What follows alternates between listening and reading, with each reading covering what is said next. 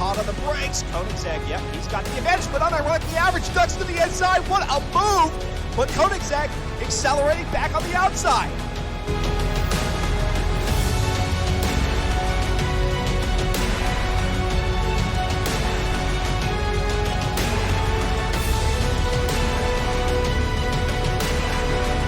And there goes Salty Boncos to the inside. Bashing door panels, sparks flying, smoke spraying.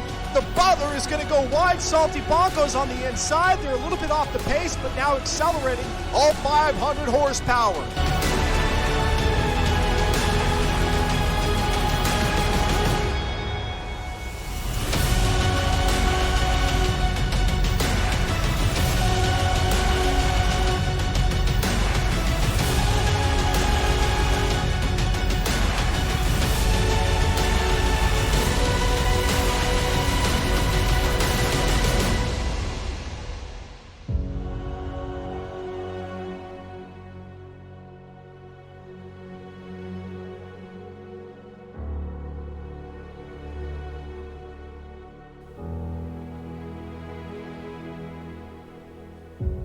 Hello, everybody, and welcome to X-Venture Live on Twitch TV. Oh my, how almost an entire month kind of changes things. Like, we're in daylight savings time now, so it's all dark outside. There's no more light outside the window like there was when we wrapped up season 36. And yeah, I mean, it's been several Tuesdays since I've been live on the microphone getting ready for some racing action. We've done a few other broadcasts, American Truck Simulator. We had Red Dead Redemption 2 this past Sunday. But here we are, back in Forza Motorsport 7, ready for season number 37, Forza Spec Racing Series with the BMW M3. I'm Dustin Moore on the mic, as always, here on X-Venture. And here's a look at season 36 and how the totals all came to be there at the end of season 36 after 5 weeks worth of racing. AMS Huracan at the top of the leaderboard, edging out RZM McQueen by 3 points there to take the championship. 385 to McQueen's 382 to Audrex's 362, and then you see Cratrium on down through the list of 20, and we had more drivers than that there in season 36. But if you can make it on to the top 20, the list, good on you. Good on you. So we'll see what names we find in the top 20 this season, season 37. AMS Huracan has already told everybody that he is going to, or at least he's told us and made it known to Slow Motion Fire by not registering, that he's going to go ahead and take a back seat on this one and enjoy from the sidelines, which is commendable. AMS Huracan, who picked up his fourth championship in the Forza Spec Racing Series, as you can see there with the footnote, season 31, 33, 34, and 36. And he picked the vehicle here for season 37. Again, that BMW M3, the 2005 version, and they're all loaded up in the lobby. 22 drivers make that 21 drivers. I'm the 22nd person in the lobby, and I'll just be spectating. But 21 drivers currently on the grid with room for 3 more. Will we see them make that room for 2 more? Because now we have a 20... Nope, I take it back. It's still at 21 drivers. Muertismo with the Prime subscription. Thank you so much. Carry Out with the subscription. 8 months. Thank you, sir. And then we had Born as Ghost during the countdown with the subscription. 3 subscriptions here within a period of 20 minutes. I'll take it. Heck yeah. And then Kiluna Soul, Zisha98, a Hawaiian shirt. Thank you so much for the follows, and welcome to the channel. Hope you enjoy your time here, and hopefully you enjoy the racing action that we've got for you here today. It all starts with a couple of races, the first of which is out at Circa the Americas, or COTA, as it may be known. Grand Prix circuit for 12 laps, then the Maple Valley short circuit in reverse for 40 laps, and I actually drove that track a little bit to take some promo shots, and my oh my, that is a short track. That is a very short track. hence the reason it is 40 laps. Big J Bishop with the Tier 1 subscription. Welcome. He says, got it. And then Mortismo, by the way, saying, happy to be back in the action. Happy to see you all back in the action. I tell you, these intermissions between seasons, I know they're necessary to give you all kind of a little bit of a break, because if they were back to back to back, you get tired out pretty dang quickly. So it's like these 3 to 4 week intermissions, man, it makes it seem like forever. And it really isn't that long, but it seems like it. It seems like it. And so thrilled to be back. Castor Raccoon says, straight off the trailer and onto the grid for qualifying. What could go wrong? I know. We're hopping right into it. We're not wasting any time tonight. We're getting straight into the racing action. Uh-oh. Oh, no, I did do the overlay. Cool. Thought there for a second there maybe I hadn't done the overlay. I did. We'll talk a little bit more about the schedule. We'll talk about the car here through the qualifying period, which is 3 laps for race number 1. And actually, to bring down the volume for y'all here, as it's going to be a bit loud, Gumby Greg will be the first off the line and up the hill here at COTA to start qualifying. And yes, 3 laps, the first obviously being your standing start. So you're really trying to perfect things on lap 2 or 3. Grand Prix track here at Circuit of the Americas. And yes, it is a largely sunny sky up above, largely clear sky, just a few little scattered clouds up above, but no precipitation, not possible here in Forza Motorsport 7, at least on this particular track, and no nighttime. However, we will see nighttime and precipitation here in Season 37. Sometimes we only get one. This season, we get both of those weather time of day variations. And again, we'll look at that a little bit more here after qualifying has wrapped up. Let's go ahead and we'll throw the race stats there in the bottom left so that you all can see who posts what time, or at least who's going to post the best lap in these 3 laps of qualifying. And 12-lap race, so this is the longer of the 2 tracks that we have here this evening. Thus the reason why this is only 12 laps, and then race number 2 will be 40 laps.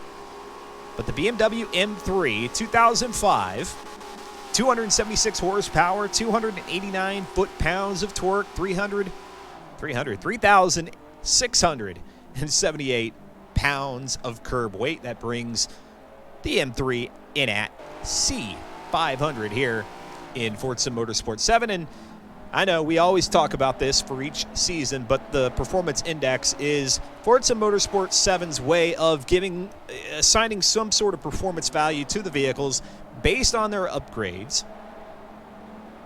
And that index score is on a range from, I think, drops all the way down to E or F 200 or 100 up to X999, and then everything in between. The highest they'll go here in the Forza Spec Racing Series is S800, which we had back in Season 36 with the Bugatti EB110. Here, scaling back, dropping down 3 performance index classes into C-Class.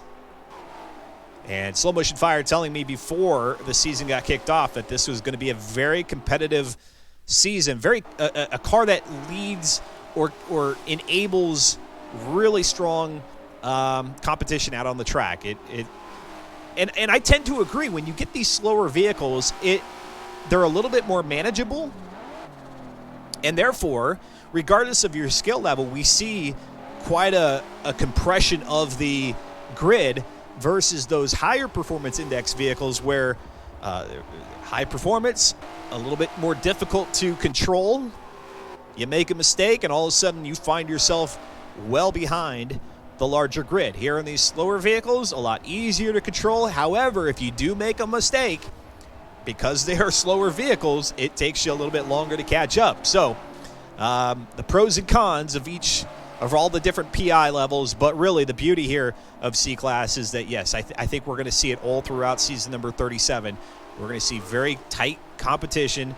And even if it does thin out and we get ourselves a lead pack and a mid pack and a back pack backpack. It still should be a lot closer than what we saw there maybe in season 36. Amos Huracan, like I mentioned in the chat, Kuda93 is here. We've got those the several subscriptions. Thank you, folks, for those. Let me go ahead and give you your due acknowledgement on screen. We'll start with Born as Ghost here. Again, with the 4 months now of subscribing. Audrex, hard on the brakes there, gets up onto the runoff area and brings it back down in. They are ghosted, so they are able to pass through each other. That way they could set their best time without worrying about another vehicle in the way. Let's go to Muertismo. Muertismo with those 5 months.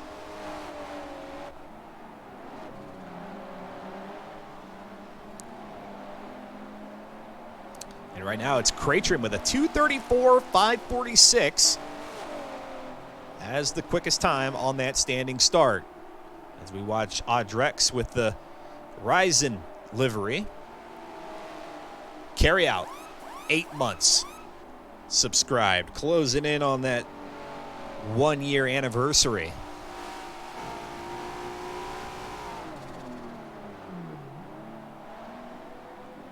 And then Big J Bishop, 2 months.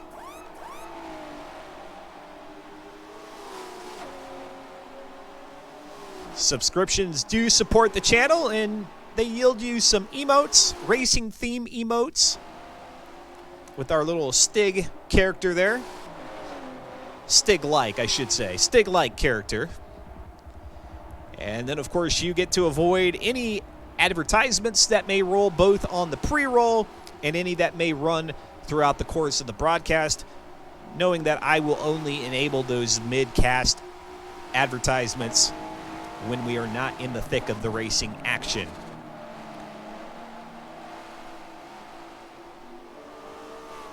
All proceeds by way of subscriptions go directly back to the broadcast, so I appreciate your support and am thrilled. I mean, even if, you know, even though I'm streaming a lot less these days, I always think, I take the subscribes as kind of like a nod or a tip of the cap. And so I tip mine back. Back down the hill they go here on lap number 3, the third and final lap of qualifying. Cratrim now dropping down about 2 seconds there to get to 2:32.853. We'll see if anybody's going to be able to do better than that here in qualifying. With what's left of qualifying, Cratrim, again, finished 4th overall in Season 36 at 354 points. And now with Amos Huracan off the grid, that brings them one step closer to a championship. Cratrim, who actually holds the record for the number of championships in the Forza Spec Racing Series. You'll have to pardon me, I don't have the number off the top of my head, but Cratrim has been here either as long as the series or almost as long as the series has been around, dating back to the Forza Motorsport 4 days. And so Slow Motion Fire and Company, they do a fantastic job. There's LSC and Barney, who's just going to do a little smoke show demonstration for us. He's given up here on lap number 3. But Slow Motion Fire, Modern Weapon, Big J Bishop, or Feel the Fun as he's known in the Xbox world, doing a fantastic job here. 37 seasons. I don't know, it has to be close to 8 years now, 6 or 8 years of the league, and still going strong. Season in, season out. Great racing. 5 weeks all the way through. Cratrim getting ready to come up to the line on the final 2 left-handers here. COTA, Circuit of the Americas, announcing that they will be hosting a NASCAR event in 2021.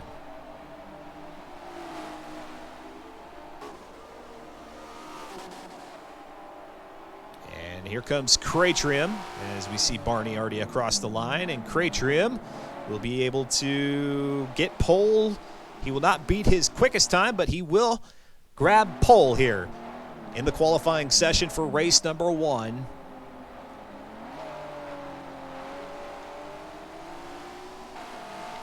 And it looks like behind him, Stevie Superstack, Audrex, Carry Out, Disco Joint, Born as Ghost, Slipstream. Civic Element in chat saying, Born, he's our man. Born as Ghost, finishing 9th last season in the EB110.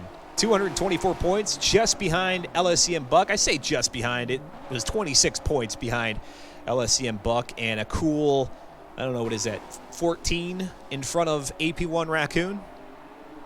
And so we'll see what Born as Ghost is able to accomplish here in Season 37 as we wait for our final driver to cross the line. It's going to be Born as Ghost. Born as Ghost currently with the 6th quickest time, and he's going to, it looks like, well, I think the AI has taken over, so I believe he is done with qualifying, which has me wondering who's left. I don't know. I'm going to go ahead and just duck on out. Here's a reminder of those Season 36 final standings.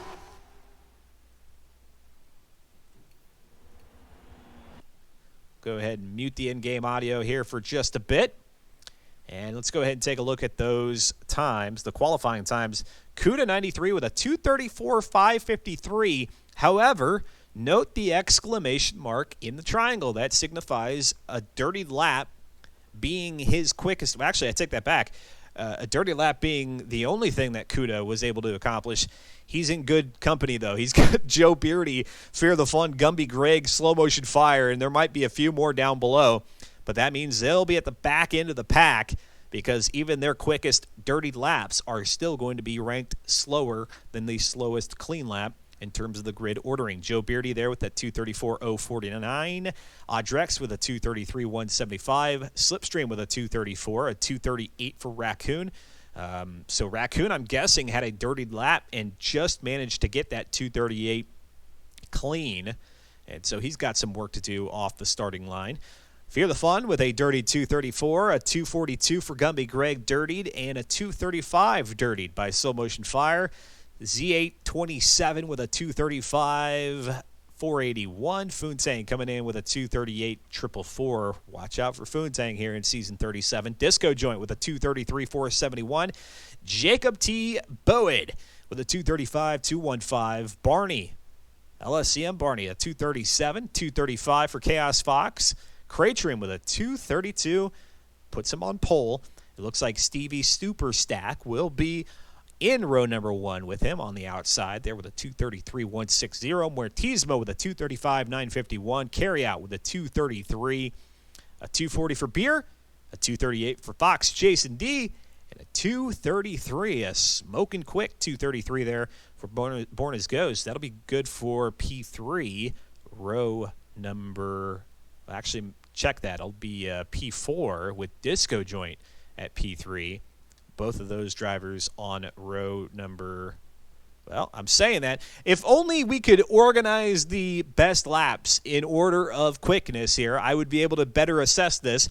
But Carryout appears to be on row number 2 with Disco Joint, and then we'll have to see Born as Ghost in row number 3 despite that quick time. Going to take a look over at our driver's spotlight section to see if anybody there, and very predictably is Mr. Big J Bishop, or like I said, as we know him here in the Xbox world, Fear the Fun.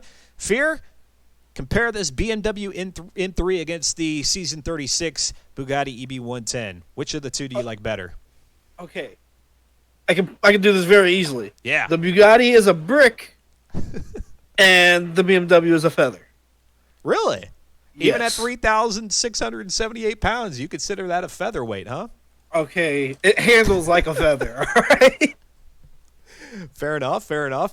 You know, you over the last couple of seasons, you've not had a lot of luck in being able to stick it through the season. I'm hoping, and I'm guessing you're hoping, that we'll see Fear the Fun out on the track for all 9 races, yeah? Well, to be fair, last week I didn't know if I was going to be here this week because there was supposed to be a tropical storm coming through my neck of the woods. Yep. But now that's not supposed to be here until Thursday, so I'm here. Yeah, Ida's just like dancing around in the Gulf of Mexico. It's the weirdest dang thing. Fear the fun here in the driver's spotlight. Here we are at COTA. We haven't actually gone out to the Circuit of the Americas much in Forza Spec Racing Series.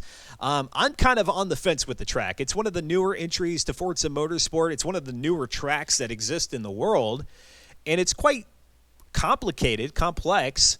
What's your take on it? I hate it. 100% hate it. It's boring.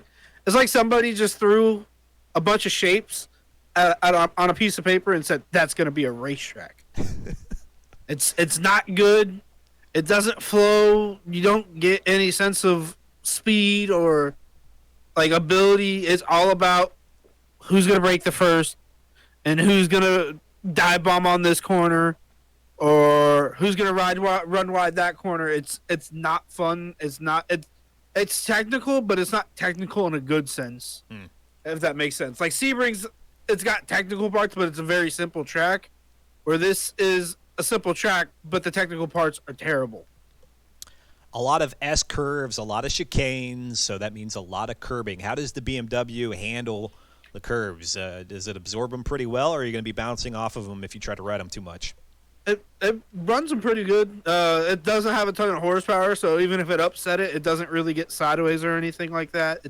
It's a very stable, very easy car to drive, and there's not a lot of tuning to it, so there's not going to be a huge disparity between what drivers are dealing with.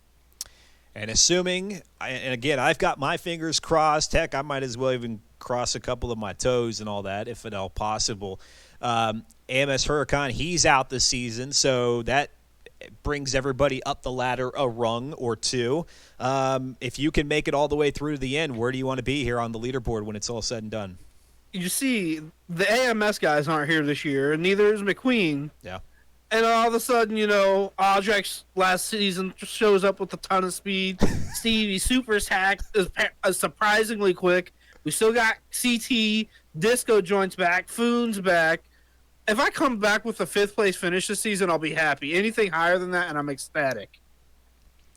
Very good. Well, we'll see how you're able to turn it around. You got a dirty qualifying lap here out at COTA, so that'll put you a little bit further in the back of the pack, but we'll see how you recover. Best of luck, Fear.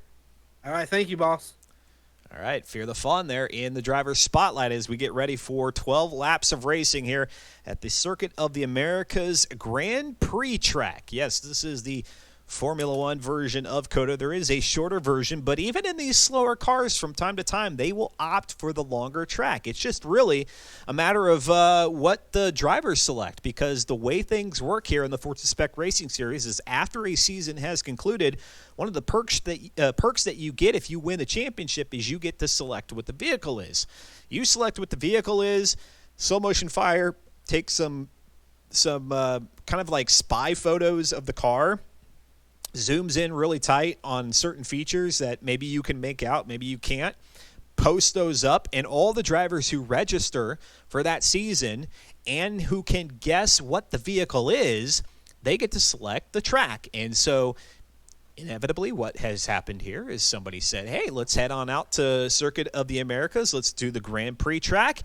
And then in that same vein, somebody got the vehicle correct from the spy photos or the obscure shots and said, hey, let's do the Maple Valley short circuit in reverse, and we'll end up doing 40 laps of that. So that's the kind of cool, I say kind of, it's actually one of the cool things about the league is Slow Motion Fire does a great job in keeping you engaged.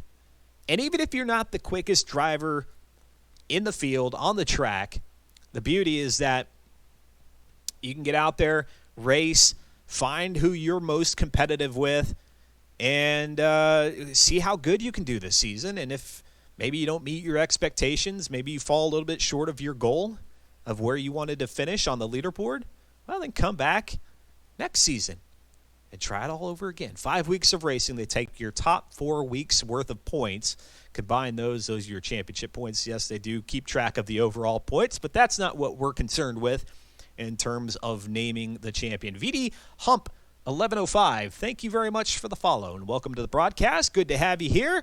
And everybody who might be watching us from any part of the world, I appreciate your time here on a Tuesday evening, and maybe your Tuesday's not off to or maybe your week's not off to a fantastic start. Well, hopefully we can help you out a little bit here on X Venture. And for those of you, by the way, since So Much in Fire tells us that they're working to get one of the other drivers who fell out back into the lobby, for those of you who are expecting or did receive one of the new Xbox Series X consoles, happy Xbox console launch day to you.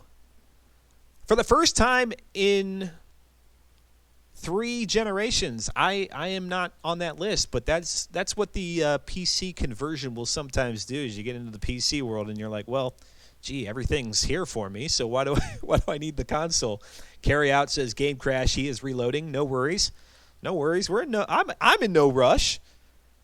I don't know about y'all, but I'm good. But yeah, I am very excited about the fact that the console released, despite the fact that I'm not necessarily getting one now, because with that means it ushers in a new era of what's possible, both graphically speaking, but then also, especially in a racing game, when you have that much more power to work with under the hood of the console, that means they can do a lot more in terms of programming for physics, AI algorithms, what's possible with tuning and adjusting and prepping and driving a vehicle. Things change there, and especially now that console players will have that extra oomph behind the wheel, the virtual wheel. More frame rates mean smoother gameplay, which makes driving these digital race cars out on these digital racetracks that much more that much smoother, and you start to work with those higher frame rates, and you're able to make a little bit more finite adjustment. You could see a lot better how your car reacts, and you can be a little bit more refined with regards to your input. So it's exciting stuff. Even if you're like me and you're not jumping on to the train right now and getting the new Xbox console, what it provides for the next, I don't know, let's just say 5 to 10 years, should be beneficial for whether you're the console player or you're on the PC end of things. You're going to see the improvements. All right, here we go. We're all loaded up. Cratrim will be our pole sitter with Stevie Superstack. This is going to be a tongue twister for me, and I'm probably going to butcher it a couple of times, but Stevie Superstack, a new name to the Forza Spec Racing Series, at least for as long as I've been here. Likely not to be new to Forza Motorsport with that qualifying time. And what will happen here, by the way, is that the drivers, they'll get out onto the grid, and then they're going to sit there. Even though the Forza Motorsport 7 countdown brings them down to 0 and gives them the green light, it's not until the pole sitter, in this case Cratrim, when he starts to roll off, when he shows the slightest bit of movement on the grid, that indicates to all the drivers they may take off.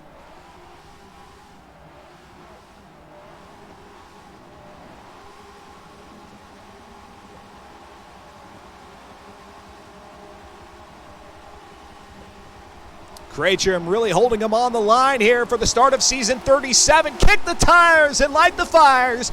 We are green at the Circuit of the Americas for week number 1, race number 1 in season number 37. Stevie Superstack coming out of the hairpin, down the hill, chasing Cratrim. We'll see how well he's able to keep up, if at all. He's already got some pretty stiff competition right there on his heels. It's going to be Audrex and Dior Carryout, 3rd and 4th, respectively. Disco joined in 5th. Born as Ghost in 6th. Chaos Fox in 7th. Slipstream is 8th. Jacob in 9th. Barney in 10th position. Let's go back to Barney here, as he's got all kinds of drivers around him. That's going to be Mortismo behind him in 11th. Z827 in 12th. AP1 Raccoon in 13th, Fear the Fawn, Joe Beardy, Beer, and there goes Beer with Fox Jason D getting a little bit sideways through the, 3/4 portion of the out run, the lap. I don't know what to call it because it's just here at Circuit of the Americas, you go out and away, and then you start coming back toward the start-finish line. So they're on that out portion, and now here they come to the far east hairpin before they start making that run. And you got a lot more of a straightaway here than you do on the opposite side of the track where you got all those squiggly lines, but then it'll slow down real quick here as they get ready to hook a left. Let's go back up to the front let's go to third position with Audrex. He's got Stevie Stack out in front of him here as they slow it down for that left-hander. There's those brake discs glowing. You could barely make it out through the orange rims there of Audrex. It's a sport flywheel, race brakes, sport springs and dampers, race front and rear roll bars, the race chassis reinforcement and roll cage, which is standard here in the Forza Spec Racing Series, sport clutch with a sport transmission, race driveline, race differential, sport tire compounds are wrapped around multi-piece ADV15 track spec CSs with that front rim and the rear rim. The front rim is 225/40/19, the rear 255/35/19. They've got the race front bumper to make those adjustments to the aero up front, the race rear wing to make those adjustments toward the back, which actually is kind of unique here in Forza Motorsport because this is the Forza aero that's on the trunk of the BMW M3, and yet it's not the scaffolding-like wing. It's just the rear trunk lid or the lip version. And then they've got the 2.6 inline 6 twin turbo under the hood. So they have opted for the engine swap in the BMW M3. All vehicles configured the same. The only thing that's different is that you've got the drivers who are able to make their own particular adjustments to the parts that are adjustable. So if you're interested in the Forza Spec Racing Series, know that there is a prescribed setup for the vehicle. In terms of the upgrades, the tuning, they leave it up to you. A few assists are required. Otherwise, the others you can set as needed, as we see Carryout and Born as Ghost having a nice little shootout there as they come up the hill through this chicane before they get ready to wrap up the halfway point of lap number 2. And Cratrim, he's just out there and uncontested at this point. However, Stevie Super Stack has not yet let up and is not waving that white flag. Let's go up to Stevie and have a look there. He's in the Amazon livery, BMW M3, Amazon Prime, and the orange number board there signifying that he is a new entry into the series. Look at the train of cars down the straightaway here. And let's go back to 5th position there with Chaos Fox. Born as Ghost. Going to take a look to the inside. You got Jacob T. Boed. Got to be careful here. We see some smoke. The driver's locking up the brakes, and there goes Jacob into the back end of Chaos Fox. Sends him sliding a bit. Chaos Fox able to make a very good recovery and keeps it in 6th position. Nobody able to get around apart from Born as Ghost. And let's see here if Chaos Fox is able to get that position back, move up to 5th. At least for right now, though, he's given it up. 7th is Jacob. 8th is Carryout. Slipstream in 9th. Fear the Fun now up to 10th position after having to start in that cluster at the back because of that dirty lap time in qualifying.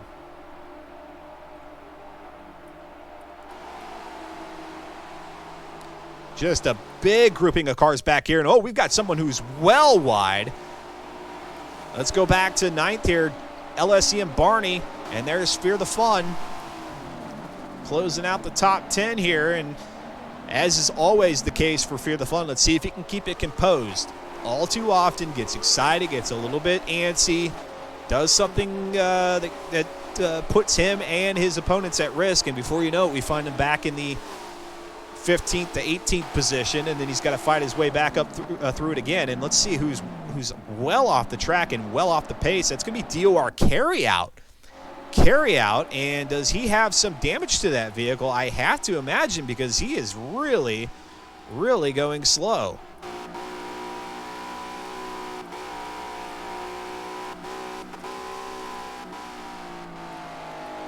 He does. All kinds of aero damage as he heads into pit lane, back up to 10th with Fear the Fun. Slipstream out in front of him with that bumper sticker that says, if you can read this, bump draft me. Z827, I believe, has fallen back now to 12th position. I felt like I saw Z827 a little bit further up in the grid for the start of this thing. See if he or she can't make a few moves back up toward the top 10. Joe Beardy kind of just hanging out there in 11th after he got tangled up there with Chaos Fox. Chaos Fox now still in 6th. Hasn't regained 5th position from Born as Ghost yet. Let's go. Well, actually, let's hang out right here. Is Fear the Fawn now making a move to the inside of Slipstream for 9th. Can he make it stick here into the left-hander? Still got a little bit more straightaway to work with. Now you see them lock up the brakes. Tail lamps glow and into the left-hander. It's going to be Fear the Fawn with the advantage. Let's see what happens now as they go into the right-hander and past the Circuit of the America amphitheater area.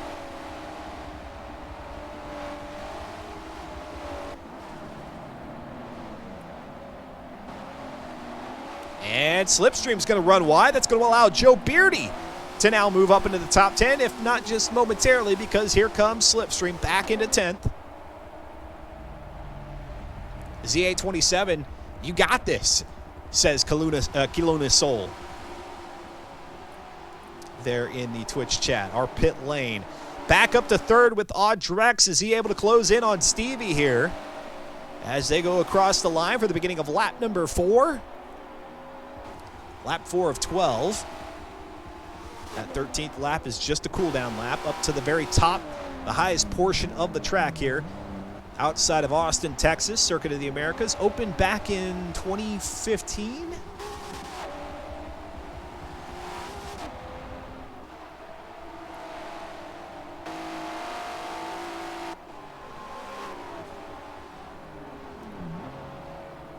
Disco Joint, who I said was started things out in row 3, I believe it was. Back behind Audrex in 4th, Born as Ghost in 5th, Chaos Fox still in 6th after making that recovery after the bump from Jacob. Barney in 7th, Jacob in 8th now, Fear the Fun in 9th, Slipstream in 10th, Joe Beardy is 11th, Z827 in 12th, AP1 Raccoon in 13th, Kuda in 14th, Slow Motion Fire is 15th, Fox Jason D in 16th, then it's Sprizalis, Mortismo, Beer, Funtang, Gumby Greg, up through 21st, the 21st position, and then it's Carryout, who's just now concluding his lap number 3 after having to make a pit stop. And kudos to Carryout for staying in the race, not jumping out. He's going to run it all the way to the very end, I have to believe, and that's the kind of sportsmanship that we like to see. You can already kind of chalk up the race as a loss, but man, sticking with it, maybe get a little bit more familiarity with the car. Might as well. You're going to be waiting until the second race anyhow, so you might as well just stay out there as they go into that sharp left-hander once again. Chaos Fox Barney, Born as Ghost, has departed the large mid-pack field, trying to catch up with the pack of 4 that's out in front of him.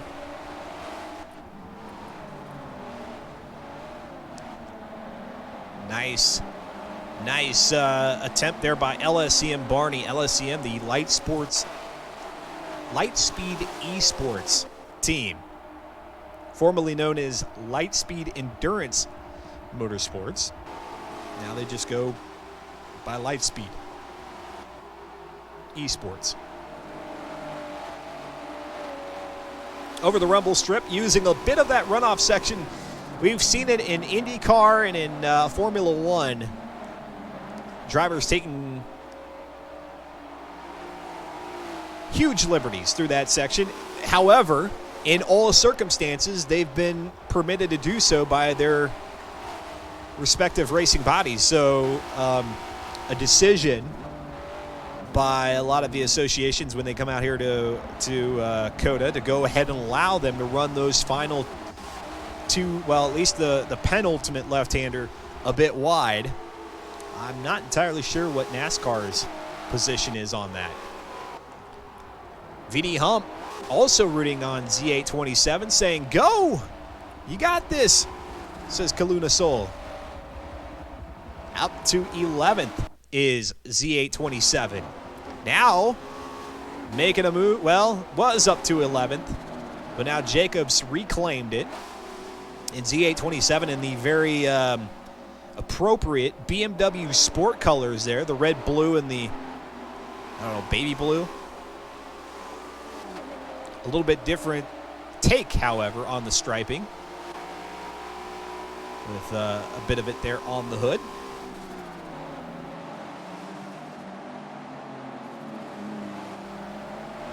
Into that far east side hairpin and down the straightaway. What's up there, Dino Dado? Good to see you. Folks, if you're looking for more racing action throughout the week, make sure you give Dino Dado a follow. And then SGR Chaos Fox, who's racing in the Forza Spec Racing Series, not only this season, but has for the last, I don't know, however many, quite a while. SGR Chaos Fox doing a lot of racing streams and likes to hop in and out of new stuff and old stuff, does Chaos Fox. You can find him playing some old school Gran Turismo. Even saw him doing, was it Enthusiast that he was driving a little bit? I don't know. As we continue to see a Z827 here and going back up toward the, it's not the Circuit of the Americas Amphitheater. The name escapes me here, but it's a little concert venue where that tower is. And then Dino Dado, you can catch him on Tuesday mornings for Touring Car Tuesday with Matt 6661. They like driving them touring cars. I don't blame them. Fun vehicles, those. And let's go back to Born as Ghost here. He was able to get around Chaos Fox after Chaos Fox had a little misfortune with Jacob. And now Born as Ghost all on his lonesome here in 5th position. He could see 1st through 4th as they came down the hill and hooked a right away from the main grandstand here at COTA. And so he's trying to chase him down, staying as clean as possible here through the chicanes. They do turn on the Forza race regulation system only so that they can clear out all of the tire walls and make it a little bit easier to see into each of the sections. That does not, however, absolve you from using and abusing track limits. Keep 2 tires within the white lines at all times as much as possible. Obviously, there's going to be instances where you run it wide and then you're going to pay the price as a result. But then in those areas where you could take advantage, don't do that here in the Forza Spec Racing Series. They race clean, they're fair, but at the same time, they won't be afraid to slap your hand if you're trying to reach into the cookie jar too far. Let's go back to 8th position. Chaos Fox has dropped back a few more spots here with Fear the Fun now up to 7th, Barney in 6th. And actually, let's go to Fear the Fun. We've got a nice battle between these two. I actually think they've been helping each other out move up the grid. And so now they're at a point where they really don't have much to catch up to. I mean, they've got Born as Ghost, who's up there, but now is a chance for Fear the Fun, quite possibly say, okay, I'll take the lead between us two. Dino Dado saying, yeah, you dabble in a bit of everything. Yeah, I mean, we've seen Dino Dado play. You've been in Project Cars, Assetto Corsa, Forza, outside the racing universe. Has there been some COD? Some Call of Duty, I think, maybe? So you can see, you can catch all the fun stuff that Dino Dado's up to here on Twitch TV. As we see our leaders have now well past the line. Our mid-pack bunch is crossing the line. 7th all the way back to 15th, AP1 Raccoon. And then you got Sprazalis in 16th, Fox Jason D in 17th. Fotang you heard Fear the Fun talking about Foontang. He was in that conversation of one of those drivers to look out for. I'm not entirely sure what happened to Foontang and why he's so far back. Mortismo in 19th position, Beer in 20th, Gumby Greg, and then Carryout. Like I said, being the sportsman that he is, staying out there on the track, competing with nobody but himself after having to go into pit lane early. He'll be looking to turn that around, even though an exceptional performance out at Maple Valley does him no good, except for a good performance can take points away from his opponents, who will be logging week 1 as their top week. And there goes Fear the Fun with a little bit of a door jam. Not a door jam, that was a bumper onto the rear right quarter or rear left quarter panel of LSCM Barney. I thought maybe he had T-boned him a little bit going into the hairpin, but he didn't. Not at all, not even close. It was definitely the quarter panel. It looked like initially as I saw him coming in, I was like, oh, he's going to grab that driver's side door panel. But he slowed it down in time to just clip the quarter panel just enough to let Barney know that he is still there. Burning Flayed, thank you so much for the follow. Welcome to the broadcast. Hope you're having a good Tuesday. Hope you all are having a fantastic November, or as good as it possibly can, considering the and there goes Fear the Fun. I told you, he gets a little ambitious, a little excited, perhaps we can even call it a bit rambunctious, and he went into that left-hander way too hot and ran into, I think he actually did get the door of Joe Beardy. And so now back up to 6th is Chaos Fox, Barney in 7th, Joe Beardy in 8th, and actually, no, that would have been Fear the Fun getting into the door panel of Barney, not Joe Beardy. And now they're going to be, it was too wide there a little bit, Chaos Fox and Barney, and instead they'll go single file there, and will Barney try to go too wide here up the hill, lining it up for the turn number 1.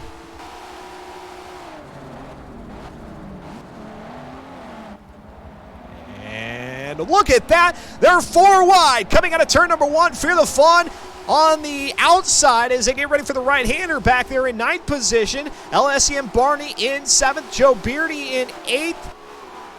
Fear the Fun in 9th. And in 10th, it is Slipstream who's back in the mix here. So now 5 cars battling it out for these top 10 positions. Fear the Fun again.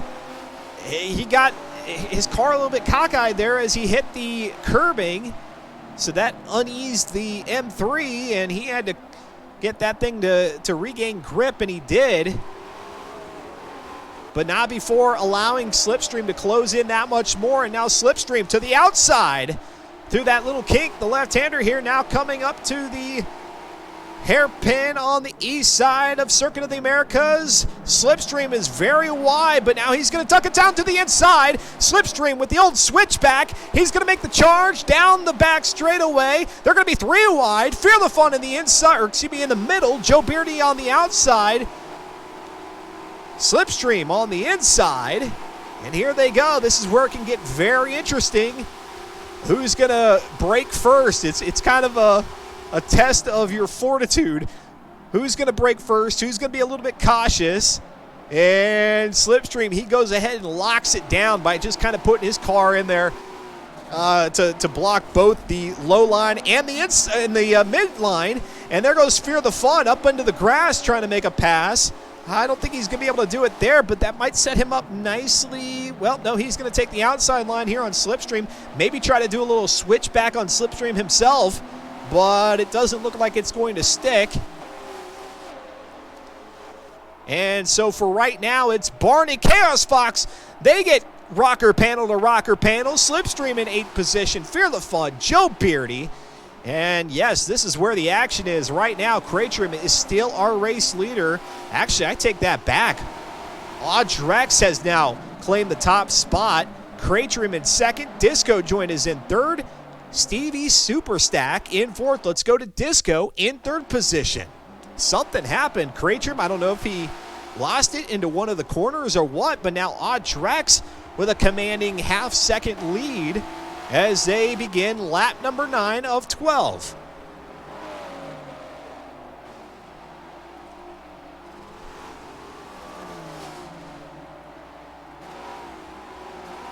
NASCAR fan says this is an absolute train entertainment at its finest. Thank you very much. And of course, I'll take the kudos, but I know you mean the drivers. The drivers are putting on a top-notch performance here in week number 1, race number 1. Sure, every season, the start of the season, there's that tendency for drivers to maybe they didn't get enough practice in, or maybe they're just really gunning for it at the beginning of the season. And so we'll see some incidents in these first few races, but really the drivers are on point. A few mistakes here and there, but really the majority of this race has looked very, very clean, at least from my vantage point.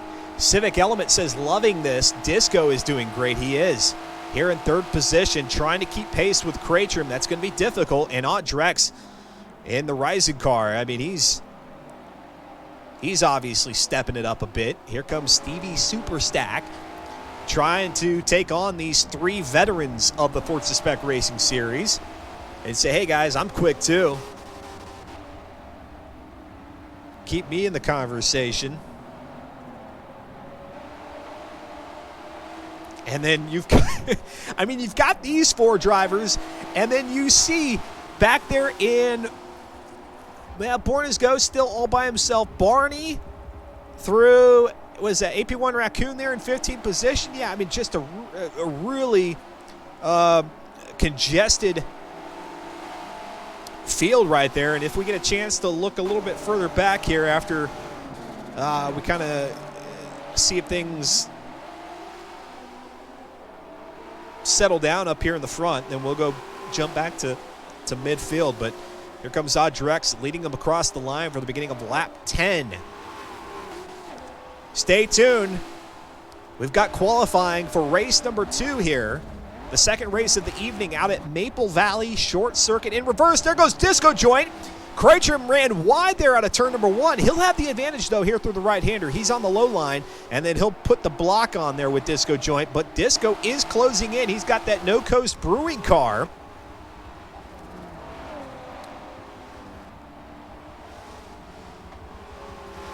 Love the colors on that thing. Kind of a royal purple with a neon glow-in-the-dark green.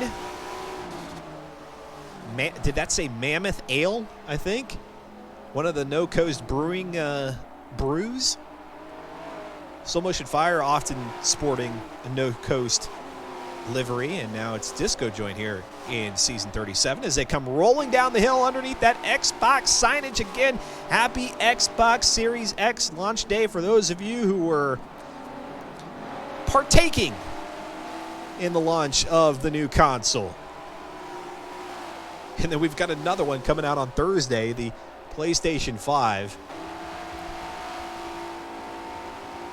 Good timing, right? With all the, social restrictions and all that. Gaming, it's got to be at an all-time high, right? There can't possibly been a time in the history of gaming where it has ever been any more active than it has to be right now. I'm assuming, completely assuming, but it makes sense to me. Disco Joint still only about a half car length back here from Cratrum. Half a car to a car, now up to 3 or 4 car lengths.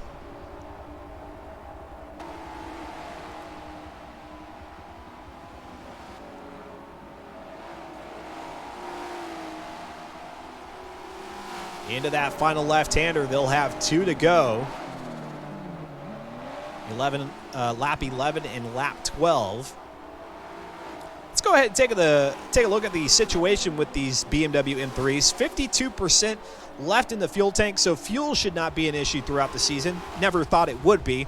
And then tires.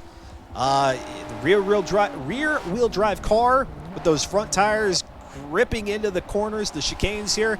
Still, only a 20% degradation up in front. That's not going to be enough to even really be noticeable. So all throughout season 37, the fuel and tire situation should be of no concern, perhaps only in race number 9, that finale, which will be a 30-lapper out at Sebring. Only then might it become a point of concern. And even there, it's probably only going to be as it relates to fuel and not tires. Although, when you go in for fuel here in Forza Motorsport 7, you get yourself a fresh set of tires to go with it. Back down the hill they go. All right, let's go ahead and take a chance here on the halfway mark of lap 11 to go back to our mid-pack bunch. And there is a bunch of them. They're from 6th of Barney, and then it's 7th of Slipstream, Chaos Fox, Fear the Fun, Joe Beardy, Cuda, Slow Motion Fire, AP1 Raccoon, Jacob, and Sprazow's AP1 Raccoon. I did mention Funtang is in 16th and contesting for 15th, but man, this is going to be a race to forget for him here in season 37. Fox Jason D in 17th, Mortismo in 18th, Beer, Gumby Greg, and then Carry Out, like I said, finishing out this race. And we did lose a driver apparently because we've only got 21 out on the track versus the 22 that we had to start. All right, let's go to Chaos Fox here in 8th position. SGR Chaos Fox, Scrubs Go Racing. That's their name. I didn't call them that. That's their name. They came up with it. And Chaos Fox in a few little battles here throughout the race, but now kind of free and clear in front and to the rear.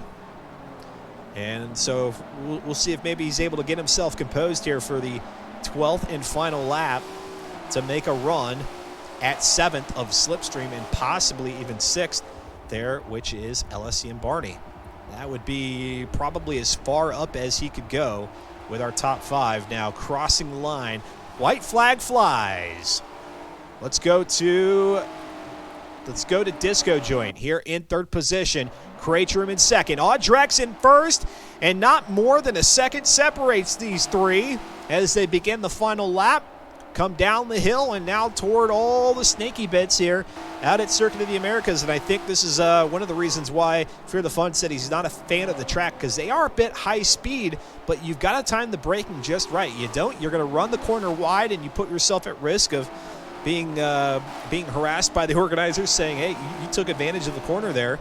Or you could run it so far wide that you find yourself out in the kitty litter and have to correct. And then, of course, you slow down too much, and then you'll start to lose pace. Here comes Disco Joint. Going to run it a little bit wide coming out of there. That's okay. Now into the kink, and here we go to the furthest chicane of the track before they start heading back toward the start-finish line. Cratrum's going to look to the outside before he loops it back in toward the apex. Disco Joint smacks that apex like he's Mike Tyson or something. Smacks, he just gives him an uppercut. Nails the thing, and now here they go, making the charge down the straightaway. Try to keep your car close, make a little bit use of the slipstream if there is any here with the C500 2005 BMW M3. Line it up, get ready to hit the braking. Disco Joint appeared to give himself a little bit more room before he did hit the brakes. That allowed him to close the gap there with Cratrum. However, it slid him wide, and he was able, or he had to course correct, which now puts him about a car and a half length back. Here they go, Audrex, Cratrum into the section heading toward that Circuit of the Americas amphitheater. And let's see, I don't know if Disco Joint is maybe going to wait until the final couple of corners, see if these two will make a mistake before trying to make any sort of maneuver. However, the further he may be waiting, the further he's falling back. That or the front two could just be so on their game here on the back end of this final lap. Lap number 12, race number 1 here in season 37. Around the penultimate, now the final left-hander. Audrex putting on a little bit of a blocking maneuver. In they go. Cratrum, does he have enough to make the pass? I don't think he's going to be able to do it. Come on, camera, work for us. Across the line, Audrex, Cratrum, Disco Joint, and just barely, Craytrim got his front 2 tires up alongside the back tires of Audrex. Let's go to 7th with Slipstream, who's right behind, and actually now looking to make a move here on Barney. They go ahead and rub quarter panels. Barney's not going to give in. Down the straightaway they come, side by side. Barney so far with the advantage, and he does not hold on to it. Slipstream did, in fact, make the pass just before the finish line. Chaos Fox in 8th, Fear the Fun in 9th. Joe Beardy will round out the top 10, and it's Slow Motion Fire, Kuda, AP1 Raccoon, Jacob T. Boed, Food Tang, Sprazows, and I'm calling these other ones a little bit early here as they got to make their final turn toward the checkered flag. But they'll hold on to the positions as I was calling them. Fox Jason D in 17th, Muertismo in 18th. It looks like Beer should hold on to 19th. Gumby Greg 20th. DR Carryout was not too far behind from being able to snag himself a spot or two. He will finish in 21st, which again is still respectable. Respectable is the word I'm looking for. Very respectable that, again, he stayed out there on the track despite his early incident, whatever it was, that yielded him some damage and had him going into pit lane early on in this race. Wow, that was so close, says Civic Element. Hawaiian Shirt says, there it is. Let's go, Kuda 93. Zip into the top 10 easy. Civic Element saying, dive, dive, dive. Aw, dang, says Hawaiian Shirt. Good to see you all rooting on your favorite drivers there in the pit lane, the Twitch chat, as it's otherwise known across the Twitch world. All right, folks, well, there you go. That's race number 1 in the books. I'll have to take note of where everybody finished. Hang tight. We're going to run some ads. It supports the broadcast. You're not going to miss anything, I promise you. It allows me to take record of who finished where. We'll see if anybody hops into the driver's spotlight with us, and then we'll head out to Maple Valley for 3 laps of qualifying ahead of a 40-lap race there at the short circuit in reverse. I'm Dustin Moore. You're watching X Venture and the Forza Spec Racing Series, season number 37, here on Twitch TV.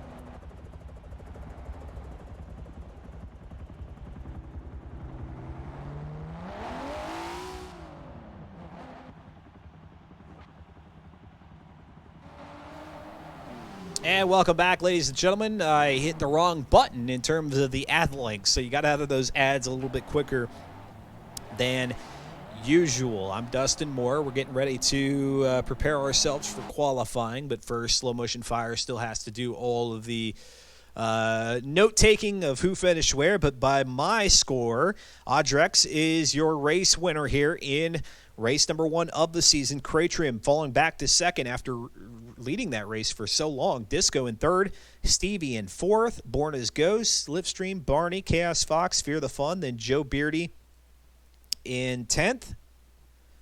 Slow Motion Fire, Kuda, AP1 Raccoon, Jacob, Boontang, Sprazow, Fox, Mortismo, Beer, Gumby, and Carryout with Z827. And I know Z827 had a few fans cheering him on in the pit lane, unfortunately getting the DNF here in this first race of season 37. It's okay. It's okay because there are 5 weeks and they take only your top 4. Z827 could try to turn it back around here in week number 2, 3, 4, and 5, knowing that week number 1 will probably be the drop week. You get that goose egg, or, well, in Z827's case, will get 3 points for at least starting the race. 3 is the default if you're unable to finish. And so Carryout, despite finishing 21st, he'll at least get more than 3 points. So another reason why maybe you want to stay in the race all the way to the very, very end. Taking a look here at the driver's spotlight. Nobody's in there. Nobody's in there right now. Maybe we'll get somebody here in just a second, but let's take a look at that schedule as a reminder of what we have to come here in the next 4.5 weeks, because we are halfway through here in week number 1. Maple Valley is up next. Short Circuit in reverse, 40 laps, but that's after the 3 laps of qualifying. Then a week from tonight, 8 p.m. Eastern, right here on X Venture, Mount Panorama Bathurst. 13 laps there. Lime Rock full 31 laps. Then week 3 takes us out to Le Mans, Circuit de la Sarthe, the old Mulsanne. So that means that long straightaway. No chicanes there on the Mulsanne straight. 7 laps. Followed by Rio de Janeiro mini circuit in reverse. I'm guessing we have done a race out at Rio de Janeiro here in the Forza Spec Racing Series. I just don't remember when the heck we did it. 48 laps there in week number 3. And then week number 4 takes us out to Road Atlanta full, followed by the Nürburgring GP. Love that track. I love the GP circuit out the Nürburgring. 13 laps. Mind you, let me step back to week 3. Le Mans Circuit de la Sarthe, Old Mulsanne in the dark. And then we go to week 5. We'll go ahead and skip over to week 4 since we already talked about it. Week 5, Sebring full in the wet for 30 laps. And again, that's where the fuel might come into play, necessitating at least one pit stop. Tires should be A-okay, especially with the rain falling. It is a heavy rain to start that race, and then looming clouds with a 40% chance of rain to end things. So I don't know, maybe the midpoint of the race when it dries up, that could eat into the tires a little bit. We'll have to see. And then, of course, that 40% chance for the conclusion of the race, if that doesn't come to fruition, then that might just eat through those wet tires, the rain tires, a bit quicker. So who knows? Maybe tires will be a thing of interest for that 9th and final race here of season 37. DOR Carryout. We'll bring them into the pit lane here, or excuse me, the driver's spotlight and Carryout. Didn't catch what happened to you there very early on at Coda. Can you recount it for us? My controller disconnected. And I thought I saw somebody run wide there in the final, I don't know, 3 or 4 corners. So that must have been you. And then, unfortunately, not only does the controller die, but then you incurred damage. I did run straight head on into the wall, but luckily it was on second to last lap, which is right at the entrance to pit road. Yeah. So at least I didn't go a full lap down, just half. That's right. And as I mentioned, great sportsmanship staying out there on the track for the remainder of the race. But then also, even though week 1 looks to be your drop week, still an opportunity for you to take some points off the table for some folks. So all the more reason to stay in it for race 2, right? That's right. What do you think about the BMW M3, the 2005 BMW M3? I actually like it. I didn't think I was going to like it so much with the motor swap, but it's not bad. It's not the best, but it's not bad. They dropped the 2.6-liter inline six twin turbo motor there into the M3, bringing it up to 276 horsepower. Any issues whatsoever? Was there a lot of finagling with the tuning to get the handling right, or was Fear the Fun telling us earlier that this car is quite good with handling? Is that pretty accurate by your account? Yeah, well, there was no really suspension adjustment we can do with this car, because they tried to keep it on the seat level here. So the only thing we can really adjust as far as that is tire pressures and the sway bar. Right. But as far as shocks and rebound and all of that, we can't adjust any of that. But the one thing that I don't like about the motor swap is whenever you swap the motor in Forza, it also swaps the gearing. Mm-hmm. And the gearing for the R34 is extremely high, tall. And it did that with this car. Gotcha. And yeah, you got the sport transmission in there, so I think it's just the final drive that you can adjust, right?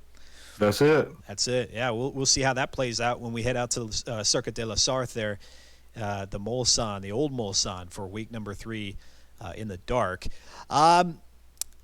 This won't be the first time I've ever said this on the broadcast. The Maple Valley Circuit, not my favorite place to go in Forza Motorsport. I know a lot of fans were excited to see that track come back because it did disappear for an iteration or two of the Forza franchise. But now, not only is it Maple Valley, but it's Maple Valley Short. What do you think is going to happen here in this race? 40 laps. It's going to be very, very tight. Very, very hectic. Probably a couple of 3 wides. Hopefully not 4 wides. Just like Coda, it's going to be the first couple of laps is going to be really, really hectic with these cars because all of the gearing everybody thinks is using around the same gearing, so nobody's really pulling away from each other. So it's just going to be really, really, really hectic for the first couple of laps. Very hectic for the first few laps, and then as the race goes on, I have to imagine you're going to see a couple of drivers go 1, 2, maybe even 3 laps down. So you got some back markers. What are you going to do to kind of negotiate with those drivers? Have you been able to kind of assess them during practice, or in this early part of the season? Are you just going to have to kind of feel them out and see how well they're able to maintain their line versus where you want to be? You'll just have to see if they can maintain a line and try to go run them on the back. I can't remember. I don't know what the name of the corner is, but the real long left-hander coming around onto the straight, that'll be probably the best place to pass. Carry out. Appreciate the insight. Best of luck in qualifying. Thank you, sir. All right, getting ready for those 3 laps of qualifying. All our drivers, all 22 of them. So we're just one driver short of a full grid, which is absolutely astonishing. I say it because I'm kind of shocked. I don't think the organizers are all that shocked because they do such a great job at putting this league together. But here we are. What is it? 3 years into the life of Forza Motorsport 7, and obviously some folks have kind of moved on to other titles for the time being while we wait patiently, I suppose, or maybe for a lot of folks anxiously for Forza Motorsport, which is the next.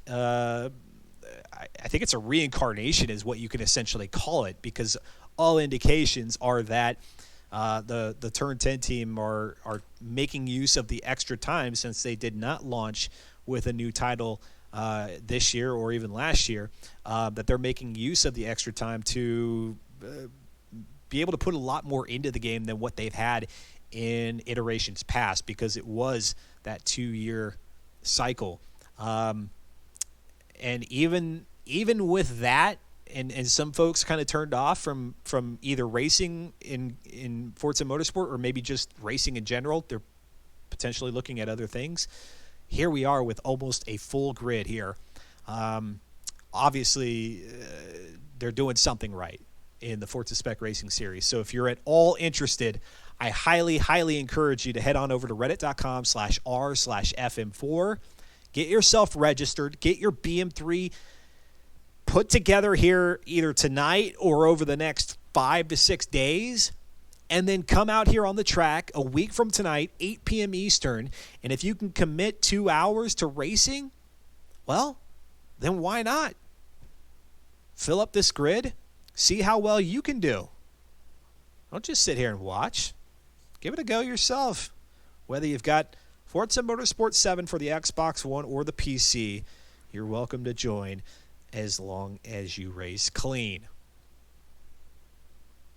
All right, so Audrex picking up the win in race number 1. It's the first time that I've been able to say that in quite a long time. Great to see Audrex there at the top of the leaderboard, at least to start. Now, because there is that drop rule, that drop week rule in effect, a lot of drivers may be already thinking, okay, very much like carryout, let me try to steal some points from the other drivers, and then knowing that they're really going to have to pour it on over the next 4 weeks, we'll see what that does with the points. And I don't know, I have a very strong feeling that this race, or this season 37 here in the BMW M3, is going to come down to that 9th and final race out there at Sebring in the rain. I have a feeling, I have a hunch. And no, these storylines aren't drafted up. This is all the driver's own doing. All right, here we go. 3 laps of qualifying. It's going to be Sprazaus here with Cratrium, the first off the line, and Jamog. Jamog, thank you so much for the follow. Welcome to the broadcast. Great to have you here on a Tuesday evening, or maybe if you're across the pond, a Wednesday, very early Wednesday morning. Dino Dado saying GG's, Audrex. GG's. Audrex, there's probably very few drivers who have been in the Forza Motorsport Spec Racing Series as long as he. The only other ones that come to mind are maybe Modern Weapon, Cratrium, Slow Motion Fire, obviously, as the organizer, maybe even Fear the Fun, as they start to approach the vehicles, other vehicles who have not yet launched from the line. So this already an indication of how quickly they're going to be churning laps, and quite possibly how quick they're going to be coming up on those back markers, because there's just not a lot of room. And we're looking at, I don't know, maybe a half a mile, if that.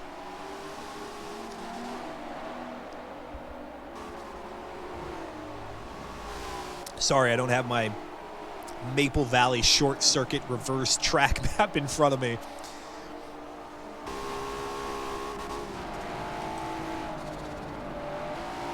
Throw the stats there, bottom left. It's Born as Ghost with a 48. Now it's Cratrium with a 46.076. As we see Sprazaus coming across the line, he's got the 15th quickest, actually make that the 3rd, 4th, now 5th quickest lap time as he wraps up his 2nd lap out here at Maple Valley, now on the 3rd and final lap here of qualifying. It's going to happen that quickly. We'll see if we can't get another driver here into the driver's spotlight. Let's go to Chaos Fox. A little bit of banking, a little bit of camber there on that corner that brings you out onto what would be part of the full circuit. This is kind of a staple portion of the track out here at Maple Valley. And then, as Carryout was mentioning, the long, sweeping, seemingly endless left-hander back toward the start-finish line. That's where joystick control is going to be key. Every single time you do one of those little slapstick maneuvers to try to keep your car on the quickest line, every time you're slapping that stick, you're losing probably hundreds, maybe even thousands of a second, but it could add up over the course of a 40-lap race. So if you can be a little bit more, if you can finesse,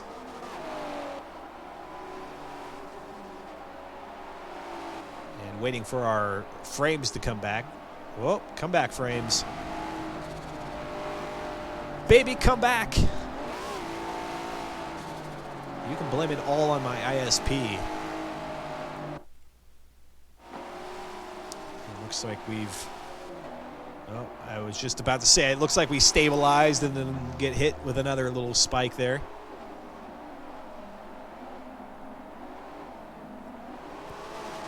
I had a huge issue with my ISP Sunday night. Like, I was getting like 10 down and nothing up Fortunately, that was corrected Monday morning, but now we're getting a little bit of a spike again here on a Tuesday evening. It seems like now, I don't want to jinx it, but it seems like now we're okay. All right, let's go ahead and take off the game music. Craturian with a 46.076, 46.428 there by Carry Out, a 48.622 by Spurzaus, a 51.113 by Audrex.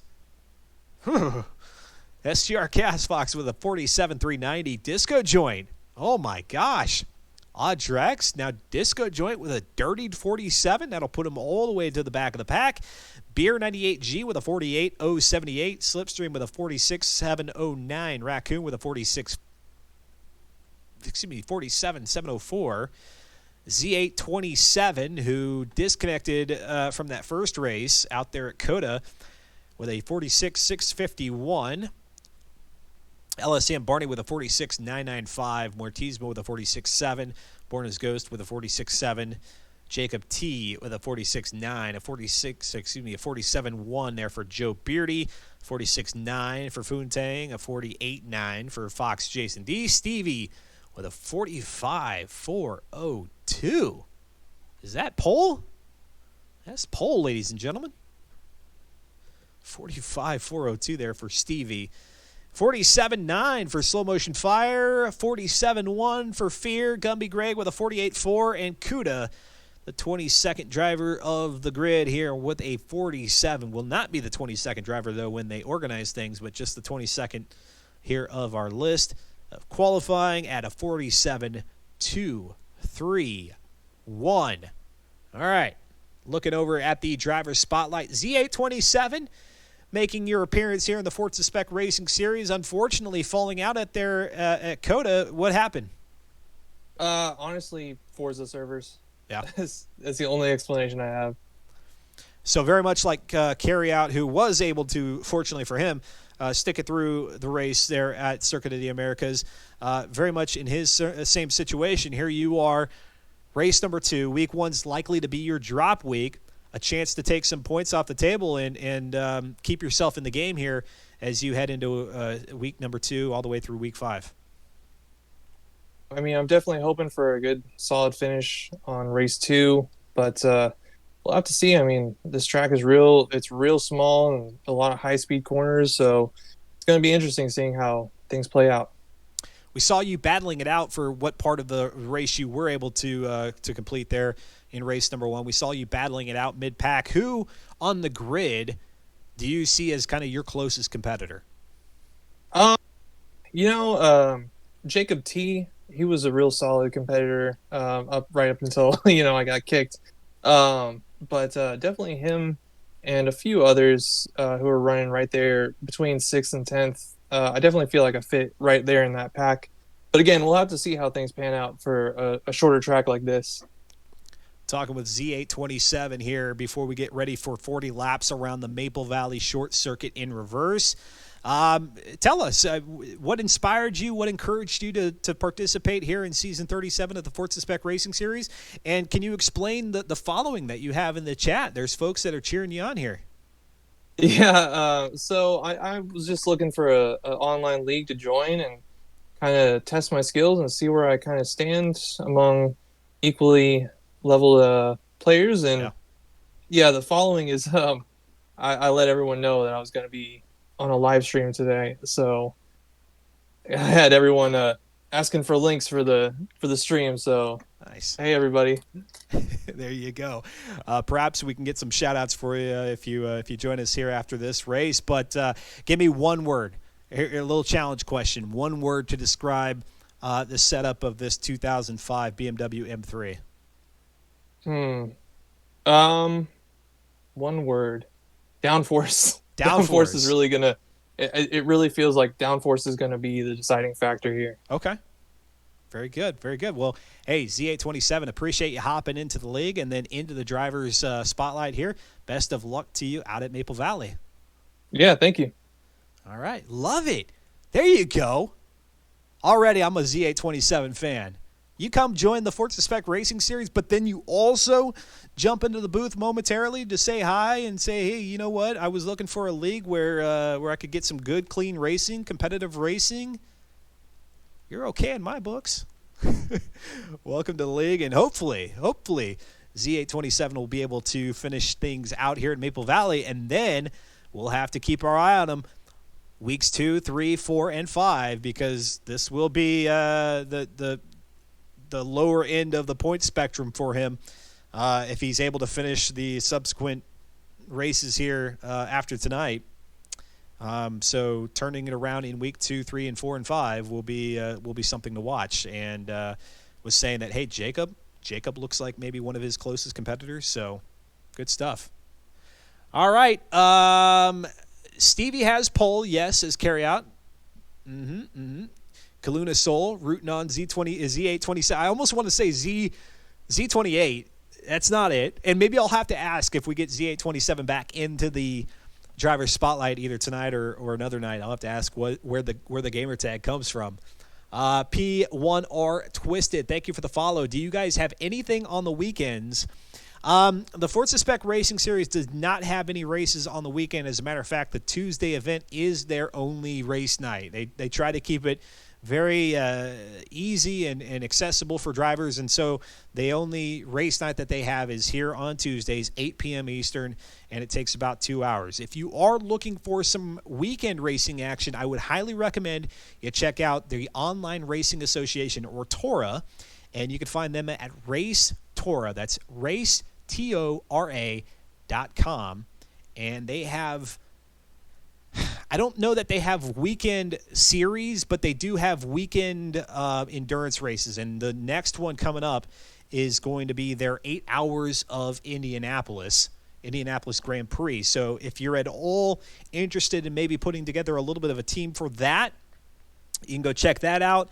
I'm not aware of any other weekend leagues. Most of the organized community racing that I'm aware of happens during the weekdays. And it's usually one night per week. And there you have it. But hey, P1 Twisted. P1R Twisted. Thank you so much for, again, the follow and for joining us here on the broadcast. All right, here we go. Getting ready for those 40 laps of racing out here at Maple Valley. But make no mistake, 40 laps is going to go quick here. We saw it was, 46s, 47s? Seconds for lap times out here during qualifying. I mean, it took us a minute and a half to get through qualifying, or 2 minutes to get through qualifying. Ghibli Giblets with the 7 months. 7 months went by quickly. Thank you for all the entertainment, everybody. Thank you so much there, Ghibli. Great to have you back. Hope you're having a wonderful evening. And here we go. Kick the tires. Light the fires, ladies and gentlemen. Our second and final race of the evening here in week number 1 of the Forza Spec Racing Series season number 27 in the 2005 BMW M3 is underway with Stevie Super Stack out in front, followed by Cratrim in second, UR Carryout in third, Z827, they're in fourth position. Let's go to Z827, and look at that crowd of cars. You got a little bit of smoke getting kicked up, but everybody seems to be keeping it on the asphalt. That's good to see. You got a little bit of a hump here before you get ready to hook it for this wide sweeping left-hander back toward the start-finish line. Hopefully nobody runs it wide there, because you get off into that dirt and that grass here at Maple Valley, it takes a very long time to get back out on the track. Here comes Slipstream now, looking to the inside of Z827, and will he be able to make it happen here? It is the short track, so we're not taking that crazy kink of a left-hander up the hill. No, we're going to go ahead and hook it to the left and bring it into this relatively high-speed hairpin. It's more of like a horseshoe here, and then you've got the big-time. I mean, this track looks like a swimming pool is basically what this is, as we see Z827 now back into fifth position, giving up fourth. Well, now he's going to take it back. So going back and forth here with Slipstream. Well, no, Slipstream, sorry, it's just the timing's a little bit off in-game. Slipstream in fifth position. Borna's Ghost is sixth. Mortismo in seventh. Barney is in eighth. Jacob Tio BOD. I got that all messed up, but he's in ninth. Foontang, they're in 10th. Let's go ahead and jump back just one spot here. Well, actually, no, let's hang out with Z827, because Carryout has moved back, or excuse me, Slipstream has moved back up to 4th. So let's take a trip around the track. And there goes Born Ghost and Mortismo. Z827 now giving up 2 spots. 3 in total after losing 4th. And let's see if he's able to make a recovery. Again, not able to finish the first race, so really just trying to spoil it for some of the other drivers out here on the track. Everybody in their qualifying 45 was the quickest, and that was Stevie. Everybody else, though, was 46, 47, even a few 48s and 49s. And there goes LSC and Barney now up to 7th. Sammy J. Pep saying Stevie has this race. Mark my words. It very well could be, but I think the variable that we have to keep in mind here is the back marker factor. And you just never know what could go wrong for you. Not hoping for it, but you just never know when something might actually go wrong. And oh no, Z827 off the pace again. And now back to 8th position.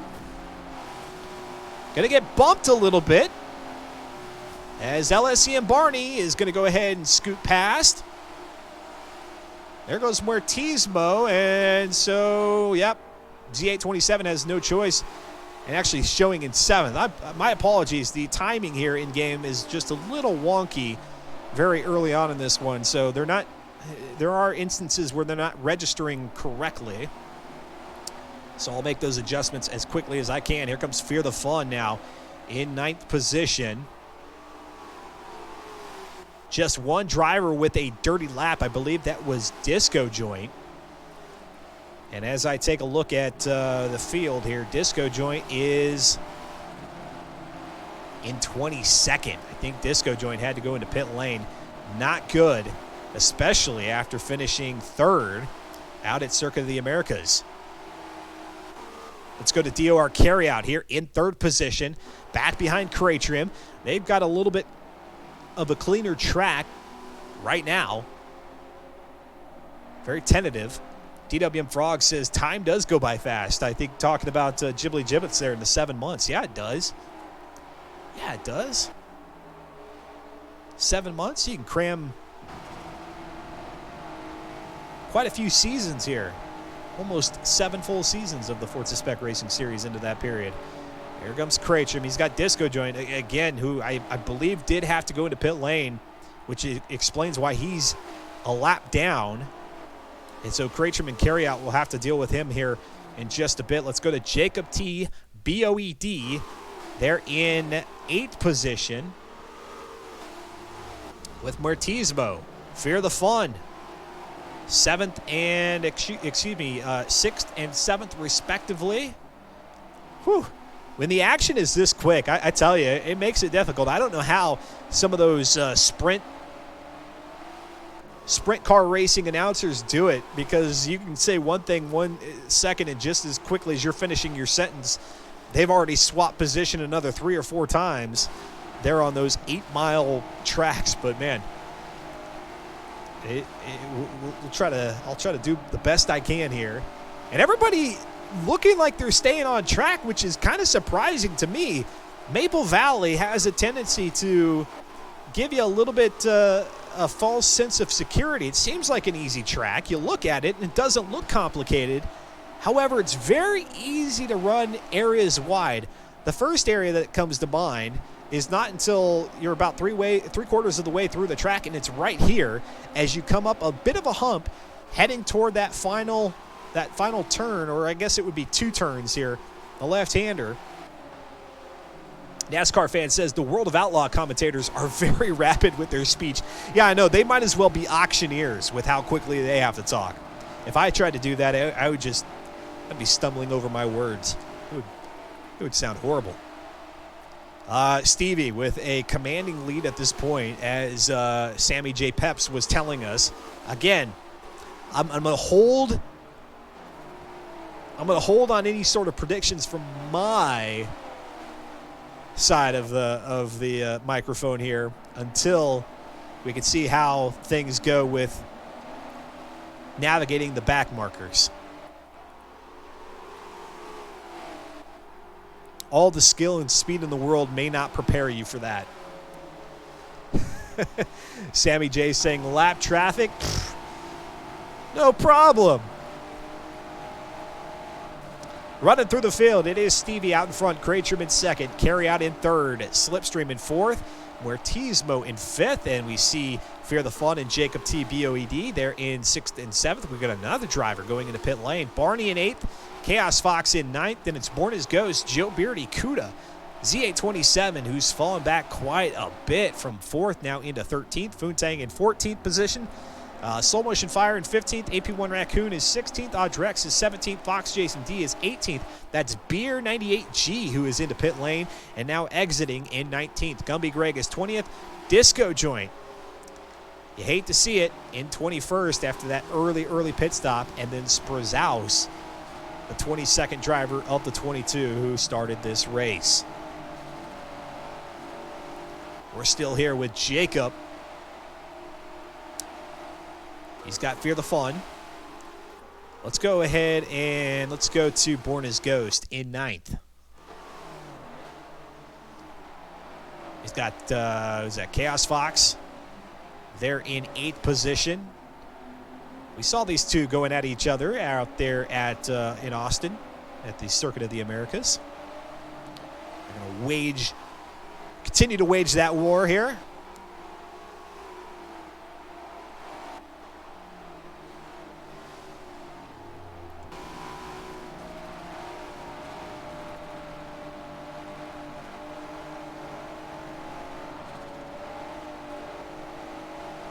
Once again, I know I'm a broken record, but thank you so much for tuning in. X Venture here on Twitch TV with Season 27's opening week. Opening week here with the BMW M3. And we'll be live over the next 4 weeks on Tuesdays, 8 p.m. Eastern, next week 2. And we'll look at that schedule again here as we wrap things up. There goes Born as Ghost and Chaos Fox. Not only are they waging war, but they're sticking out elbows. And Joe Beardy thinking, okay, you guys keep that up. That'll help me out a little bit. And then you see Kuda trying to climb into the top 10, currently in 11th. Let's go to Carry Out as they work their way around Disco Joint, lap traffic.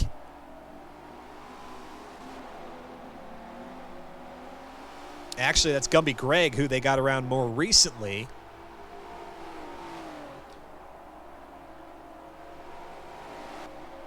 What's up there, the butt kicker? Love the name. Oh, a little lag spike there in the lobby. But everything seems to be okay. I don't think we lost anybody in that one. Let's go to 12th position. Born as Ghost, who has Slow Motion Fire. Slow Motion Fire now in 11th position. Kuda moved up to 10th. Joe Beardy in 9th. Chaos Fox is 8th. Jacob in 7th. And I don't know if that was maybe a lag spike or if Born as Ghost actually clipped the guardrail there to the inside. I think it might be the latter because Foontang has a lot more speed now coming down the straightaway and across the line, beginning of lap number 14, gets around Born as Ghost. Into 12th, there's AP1 Raccoon in the Falcon Tire liveried BMW M3. It's not a requirement, but if you want to look good here for the broadcast, it's always encouraged to get yourself a livery, whether it's off the Forza Motorsport storefront, although you can't actually do that. Oh, we've got a car that's turned around. That's Beer 98G, and he'll be sitting there for just a little bit waiting for car. Oh, it actually dives into the infield toward pit lane, just getting around one of the other vehicles. And I don't know, maybe it was a lot. Maybe it wasn't as close as the dots on the map suggest. But grab yourself some vinyls off the storefront if you're not a great livery artist, and splatter them on your car. Make sure you get that Forza Spec Racing Series number board. All the information over there at reddit.com/r/FM4. Get your number board. Get registered over there in the Reddit channel, the Reddit the subreddit and actually new this season is a link to a registration form to help Slow Motion Fire a little bit better with the registration. So get that accomplished between now and next Tuesday, because if you race in week 2 all the way through the finale in week number 5, you too are in the running for the championship. You'll just have to assume that week number 1 is your drop week. Do the best you can over the next 4 weeks, and who knows, maybe we'll be calling your name at the front of the pack or as the victor in any one of these races. And if you win the championship, you get the bragging rights, but then you also get to dictate what vehicle will be raced in season 38. We've got a long time before we get ourselves too concerned with that, but that's just to give you an idea as to how things run here and how they somewhat incentivize. I mean, that's really the most you can do here in these community league races without dipping into the pocketbook and providing other sources of incentives or rewards. Stevie Super Stack, who came in 4th out at Circuit of the Americas after qualifying 2nd, so went from 2nd to 4th, now has gone from 2nd. Actually, I take that back. Stevie had pole. So Stevie in P1 all the way through here. 18 laps of racing. The 40-lapper for race number 2 of 9 here in the season. Carry out in 3rd. Go take a quick little look here at the Amazon Prime car of Stevie. And Sammy J. Peps, if I didn't already say it, thank you so much for the follow. If you are enjoying your time here on the broadcast, that really is the most I ask of you. Click that follow button. Lets me know as the broadcaster that you are enjoying your time here. Makes it easier for you to find the channel whenever I do go live, predictably, on Tuesdays, 8 p.m. Eastern, here for the Forza Spec Racing Series. And, of course, if you have an opportunity to give a little shout-out to the broadcast, maybe get your friends interested in hanging out with us, spending time with us on a Tuesday, then feel free to tweet, retweet, like any of the posts that I have there on the X Venture Twitter. The link posted by Nightbot. At X Venture is the handle. Same here. Same there as it is here on Twitch. As we see Jacob in 7th position, just kind of lingering here, not really making any big leaps at this point, with Mortismo and Fear the Fun out in front of him. Slipstream's actually all by himself there in 4th. Carry out in 3rd. Cratrum in 2nd. Stevie, again, with that commanding lead by about a quarter of the track in 1st. Chaos Fox in 8th. Joe Beardy in 9th. Kuda, who took the top 10, the last of the top 10 spots, is there. And now Mortismo got off into the grass, and now Fear the Fun well into the inside of the infield and doing a little bit of lawn mowing himself. And Beer 98 getting tangled up with one of the lead lap cars. And so this is what I was talking about. You could be the quickest driver out there on the track, but you might just not factor in what could happen with any one of these back markers. Fortunately for Stevie, he seems to be unaffected up to this point as we've hit the halfway mark here in our race. Let's go to Funtang in 12th. Funtang, I said look out for him here in season 37. I'm actually a little bit surprised. Off the pace through these first 2 races. Not what I was anticipating at all. Funtang there in 12th. AP1 Raccoon in 13th. Slow Motion Fire getting up into the grass. He also sporting one of the No Coast Brewing liveries out there, along with Disco Joint we saw earlier. What do you all prefer, soft or stiff suspension if you're on a dirt track and you have a low ride height? Asking for my future rally career, says Ghibli Giblets. Maybe some folks who are big on the dirt rally franchise be able to weigh in on that one.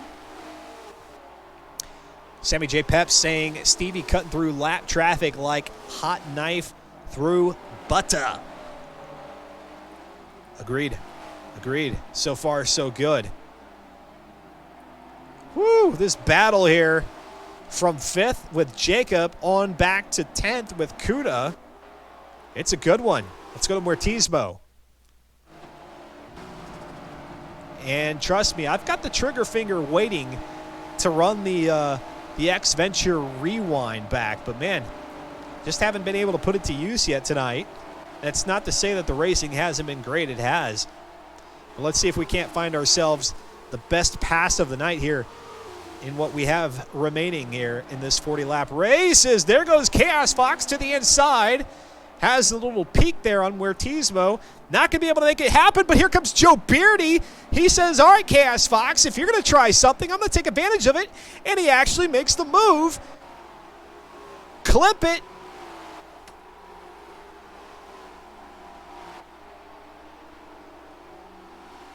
Just as I was saying it, Joe Beardy's like, I'll take you up on that offer.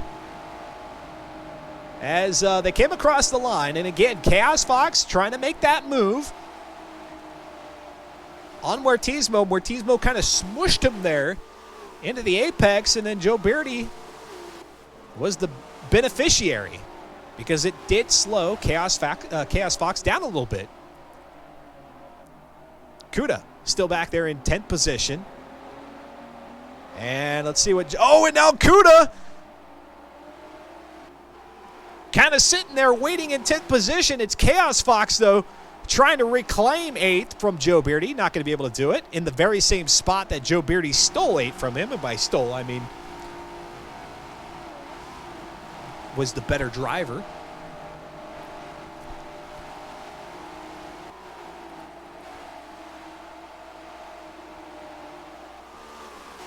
Slow, Funtang, AP1 Raccoon, Odd Track, Z827, Barney, Disco Joint, Fox, Jason D, Born as Ghost, Gumby Greg, and Sprazouse make up 11th through 21.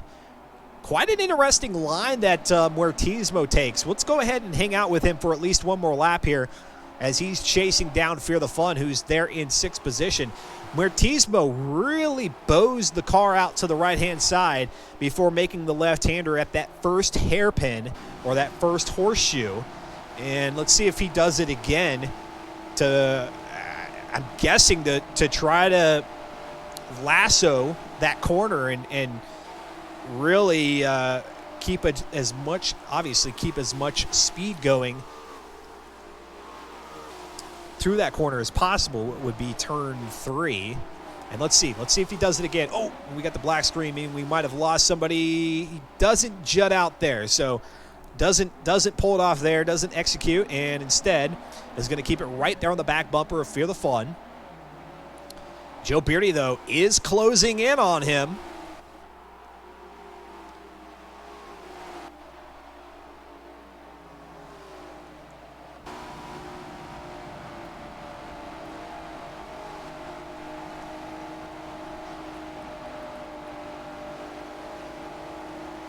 Slow motion fire. Now Crocs wearing his Crocs. And oh, we got Joe Beardy spinning it out on the front straightaway as he clips the wall. And as a result, Joe Beardy's going to give up about, 4 or 5 positions here. And I'm not entirely sure if he's got any damage. I'm not going to jump off the car of Mortismo here to go find out. But clip that outside wall there on the front straightaway, and it sent him spinning. And I don't know if he had maybe a little bit of help, because usually if you tag that wall, it's going to slow you down. It doesn't necessarily spin you out. So I don't know if by tagging the wall, maybe that ended up having somebody bump into him, which helped spin him around, or what. We'll go ahead and try to take a look at it here on the X-Venture Rewind. And I don't know. Did I get it?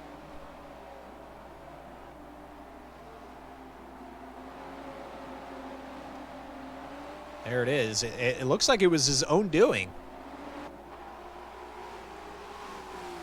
Not helped out at all. Just decided to pirouette the thing. Okay. So Joe Beardy falls back to 12.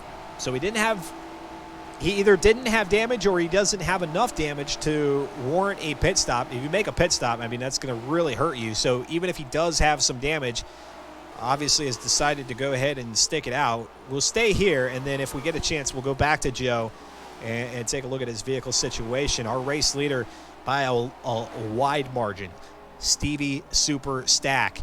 He's leading a train of back markers now. Back toward the start-finish line for the beginning of lap 30 of 40. Then it's Craytrim, Carry Out in third, Slipstream in fourth. Slipstream really has the biggest gap, not only in front of him but behind him. Jacob TBOD now up to fifth position. A solid run here for Jacob after finishing in 14th, it looks like, out there at Coda. So a solid turnaround here for Jacob. Then it's Fear the Fun, Mortismo, and now Mortismo trying to try to take a shot at Fear the Fun. They're going to go ahead and grab some grass a little bit here on lap 30, and now into the roundabout, the carousel, the horseshoe, the hairpin, whatever the heck we want to call it, over this little hump, which I told you, this is the area that can give some drivers fits, and that's where you'll dispatch yourself out into the dirt if you're not careful. And there goes Fear the Fun. He's going to allow Mortismo to look to the outside here through the left-hander, and then Mortismo, better believe he's going to bring it back to the inside. Well, he thought about it, but Fear the Fun is hugging it.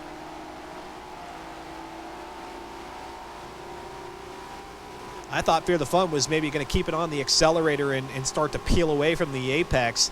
He did not. And Fear the Fun maybe a little bit too far into the grass. Very careful, guys. Try to race clean. Fox Jason D up ahead in 19th position with the back markers.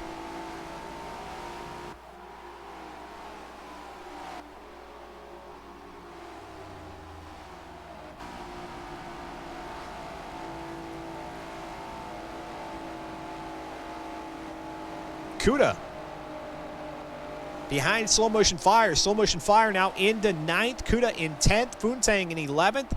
This all as a result of Joe Beardy spinning it out on the front straightaway about 4 or 5 laps back.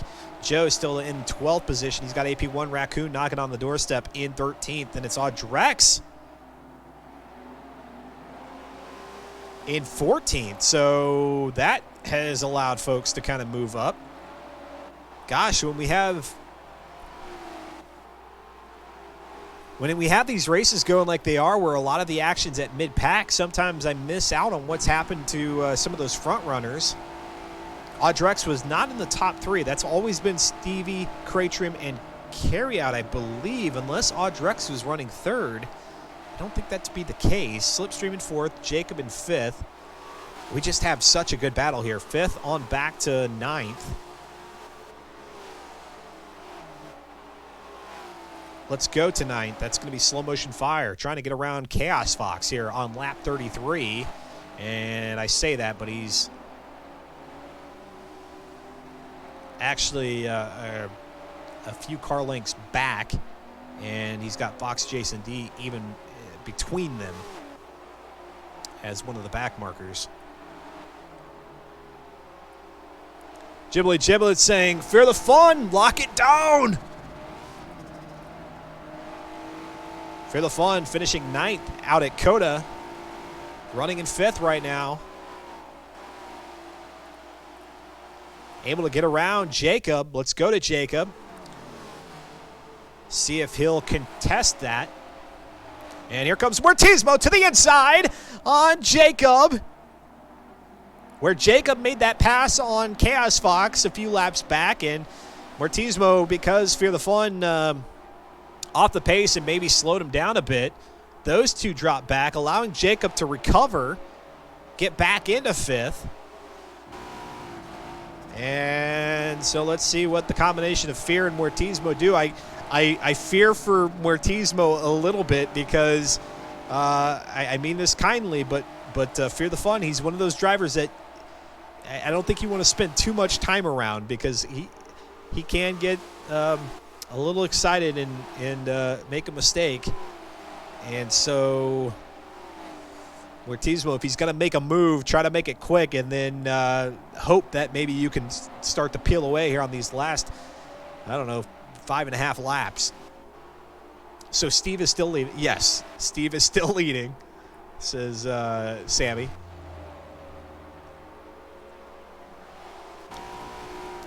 Sammy the prognosticator here for us today. And maybe throughout the season. We'd love to see you back. He's calling it. And yeah, with 5 laps now remaining, your odds are ever in your favor of being right here.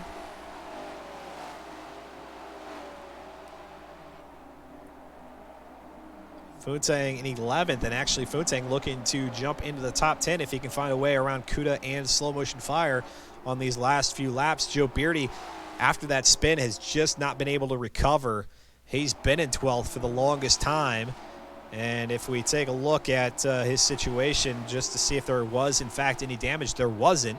So he's running a clean car. He just doesn't have the pace. Maybe that incident shook him a little bit as he navigates some lap traffic at this point. Our top 4 are really spread out here. Stevie, Cratrim, Carry Out, Slipstream. It's not until you see Jacob and Fear the Fun do we really have a close battle here. Is Jacob throwing some smoke out there. Lighting them up coming out of the first horseshoe. Dino Dado saying, let's go Foon.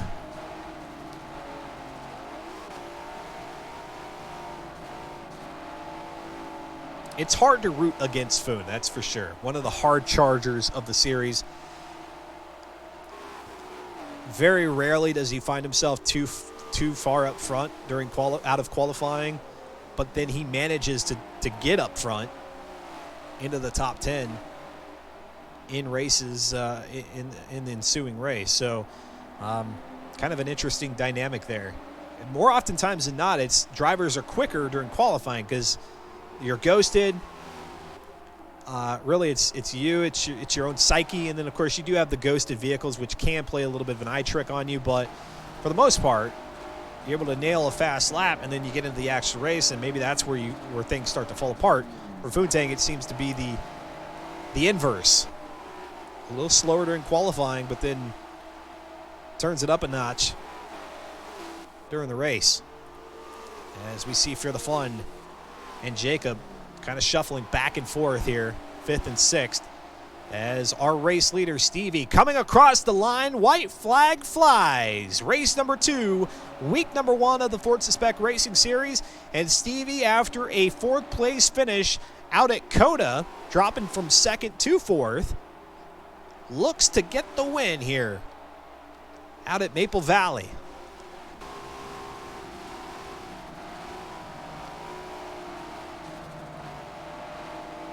Carry Out getting a little closer to Cratrim, but I don't think he's got enough track to make any moves. Let's go to Fear the Fun here. We're still, actually, we have our camera on Fear the Fun as they come across the line for the beginning of their lap 40, their final lap. And now our race leader, Stevie, crossing the line.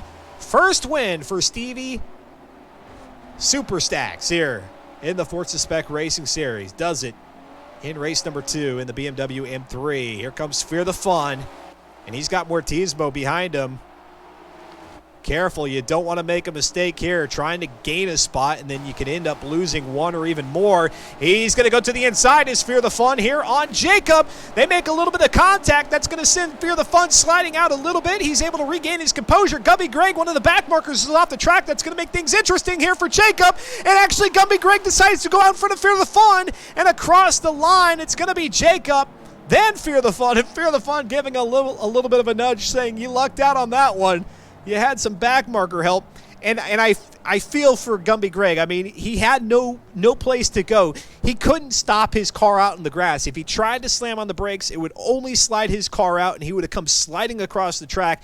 And instead, the best thing that he could do was just to try to merge over as quickly possible and get out of the way Unfortunately for Fear the Fun, he did not get out of the way quick enough. And so, yes, Stevie is our race leader. No question about that. Our winner. Then Cratrium, followed by Carryout and Slipstream. Folks, I'm going to go ahead and take note of where everybody finished. We're going to run some ads here. It will be the normal ad break as opposed to the abbreviated version that we ran there in between race 1 and 2. You're not going to miss anything. When we come back, we'll talk to a driver or two, or maybe even 3 or 4 in our driver spotlight. We'll take a look at the rest of the season 37 schedule and kind of preview what that's going to look like as we get ripping and roaring here in season 37 with the 2005 BMW M3. I'm Dustin Moore. You're watching X Venture here on Twitch TV.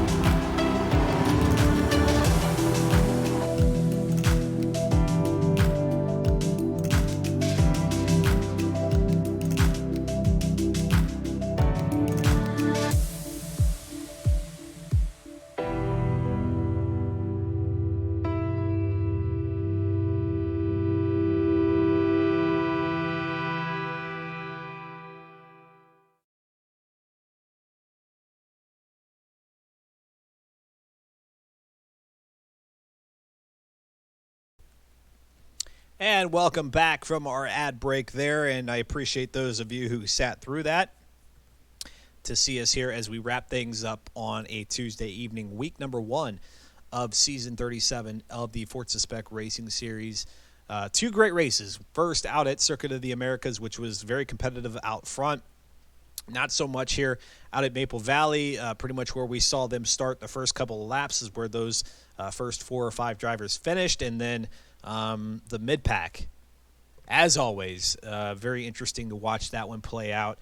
And we're going to carry that momentum into week number 2, Mount Panorama Bathurst, which is, you want to talk about making things interesting, let's go to Bathurst, where you've got the downhill slope, the slalom, as I like to call it, down Mount Panorama. That's going to be 1 to I think maybe set the tone and set the pace for the rest of the season. That tracks themselves have a tendency, or very particular tracks, a handful of them have a way of kind of,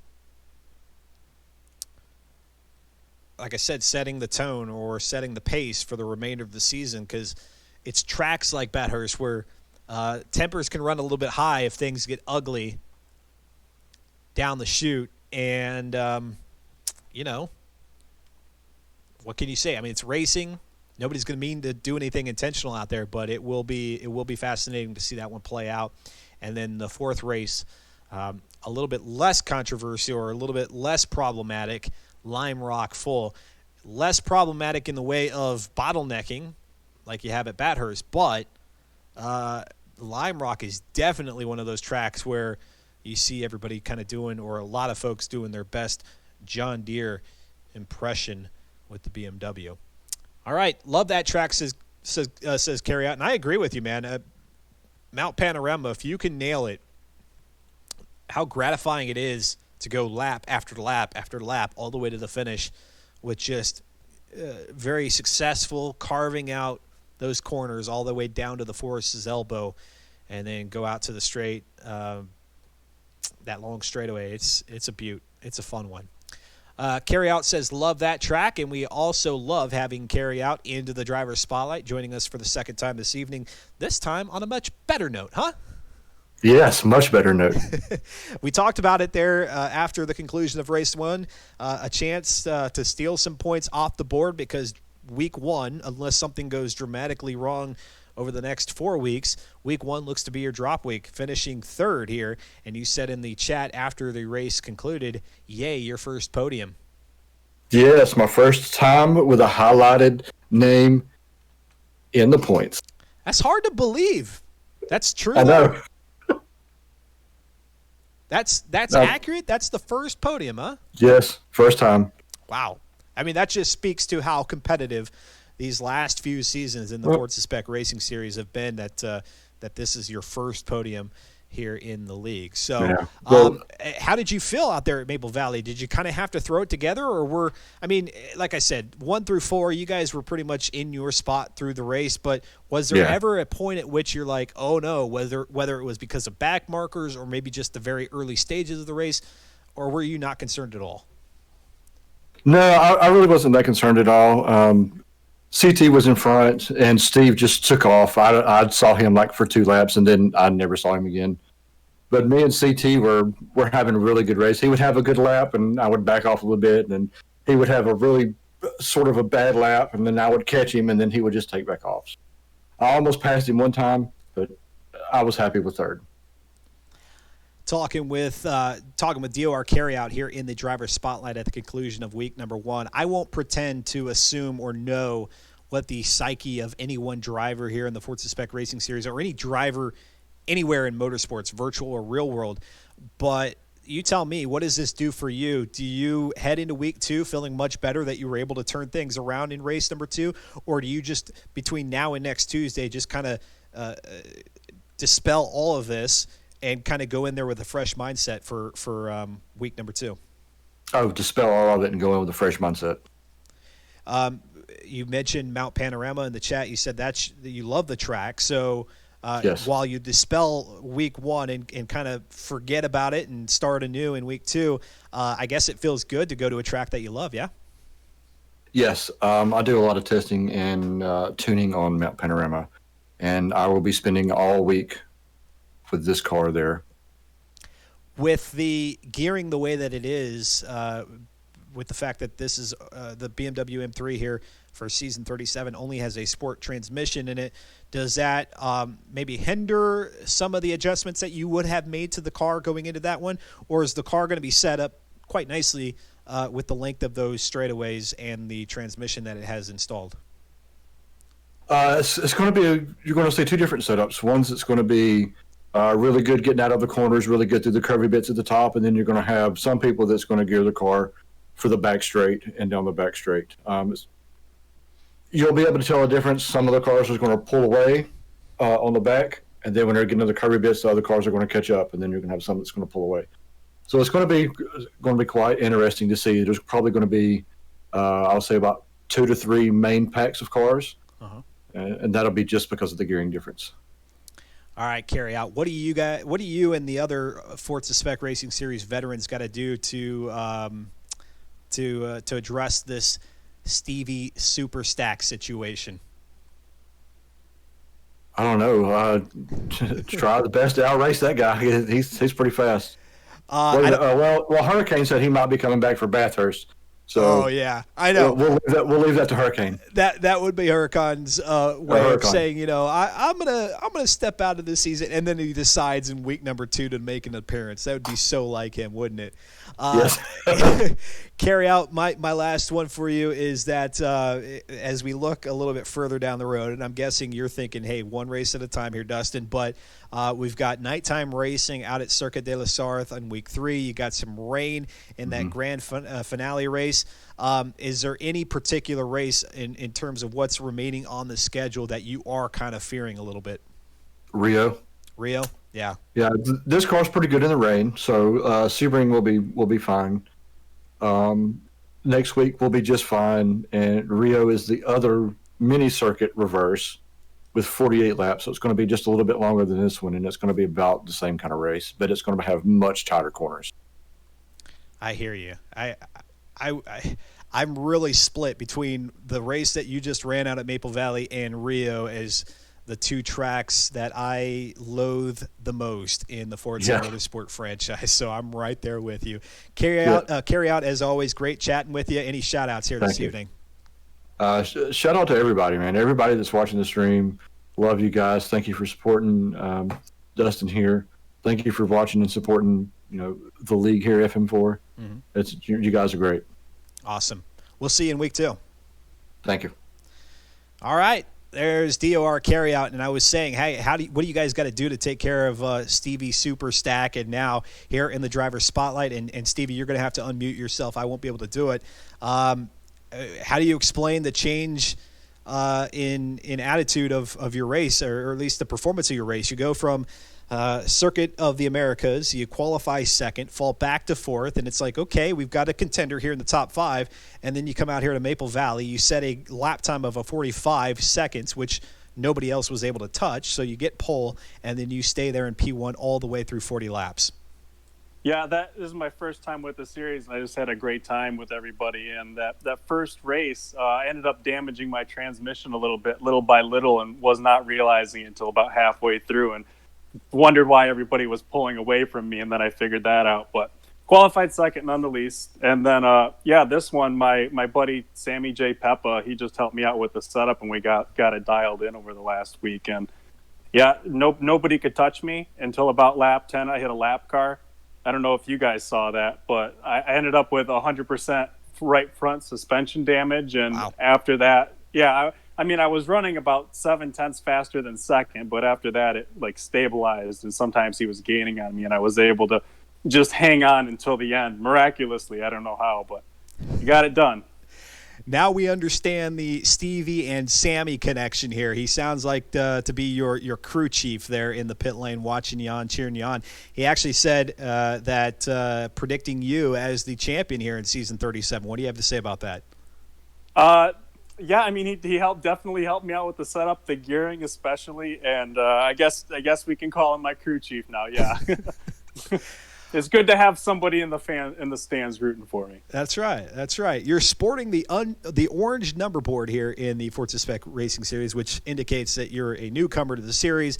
Obviously, with the skill that you demonstrated on the track, not new to the Forza franchise one bit. Do you want to give us a little bit of the backstory? How long have you been playing Forza, or maybe racing games in general? I've been playing racing games for a long time. I've been actually since Forza 2. I've casually on and off played, but not my first series, but first time in this series. Yep. So I might have surprised a few people to come out here and qualify on pole and win the second race. Mm-hmm. But it was a lot of fun. It's definitely a lot of fun. As we look toward the rest of the schedule, what looks like fun to you? I don't know if maybe you're a fan of Maple Valley as quick as you drove that one. Perhaps Circuit of the Americas was up your alley, but now we've got Mount Panorama, Lime Rock, Circuit de la Sarthe at the Old Mulsanne, Rio de Janeiro, Road Atlanta, Nürburgring GP, Sebring. What's going to be Stevie's like top place to go to visit here over the next 4 weeks? I think the ones I'm really looking forward to are the smaller tracks, so like Lime Rock and Rio, just because of the chaos, and those kind of seem to suit me. The bigger tracks like Coda, just the faster long straightaways, I don't like so much. And then our season finale, actually, the one in the rain at Sebring, I'm really looking forward to that one as well. Yeah, Sebring. Anytime that one's on the schedule, you got to kind of put a little extra embellishment next to it, saying this is going to be a fun one. And as the finale here in season 37, it will indeed. All right, Stevie, tell us, what got you into the Forza Spec Racing Series? Maybe who invited you, and what do you make of it so far? Oh, I mean, I've loved it so far. Everybody's been very nice, and there's quite a few fast people, which is what I was looking for. But I didn't. I just honestly looked it up. I was looking for series to join to be a part of, and I discovered FM4 by random chance, and it was just happened to be the starting of their season. So I said, "Hey guys, can I get in on this?" And they're like, "Yeah, sure." Awesome. Love to hear that, and we look forward to seeing you through the rest of the season. Stevie, thank you so much for jumping in here, and to your crew chief, Sammy, there in the pit lane. Yep. Thanks a lot, Dustin.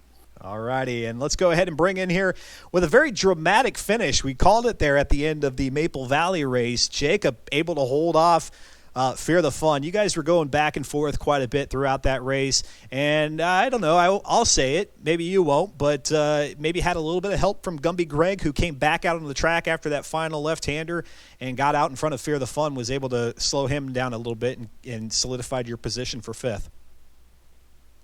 Yeah. I knew I should have made the call out of Greg, we're coming up, get out of the way, but I couldn't form the words, and I knew one of two things was going to happen. Either he holds that line, I plow into him, and that's the race over for me. Or, well, that happened. He got out of my way, kind of got in Fear's way, and, well, worked him over in my favor, so I'll take it. Yeah, and I kind of ran through that scenario myself. Really a bad situation for Gumby Greg. There's no way he would have been able to stop the car in the grass without spinning it back out onto the track. So the best he could do is try to merge quickly. Unfortunately for Fear the Fun, that got him caught up. I'm guessing that this little battle here in it's not even really mid-pack. I mean, it's late front pack, fifth on back to 10th position, especially if we have 20, 22, 23 drivers throughout the season. It looks like you guys are going to have a really contentious battle all the way through season 37. Oh, yeah, no, just I don't know if it's the track picks of tonight, the way the car's built, just we're all the same skill level, which is fair to say, I suppose, combination of the three. But no, the racing is really intense this season.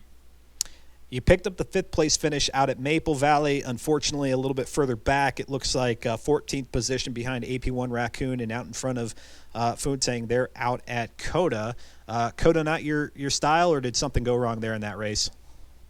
No, another driver, they said they had a lag spike, and I got put off track. There was only 2 to go, so I didn't bother pitting, but it did ruin the back half of the car, 100% driveline damage.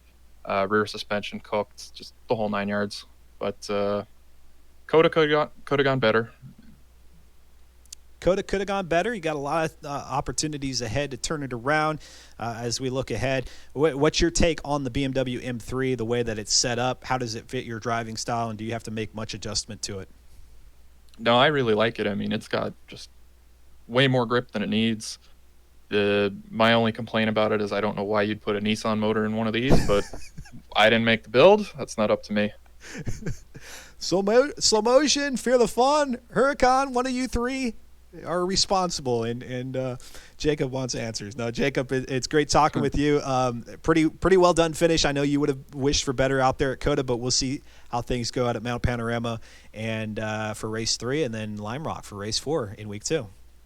Tracks I actually know, so let's see how it goes. There you go. I like this. I love it. We've got all kinds of drivers from all across the field who are joining us in the driver's spotlight, and one of those who no stranger here to the driver's spotlight is SGR Chaos Fox. Chaos Fox finishing in, it looks like, 8th position there at Coda, and the very same spot here at Maple Valley. So there's really nothing I could say except for you were consistent here today.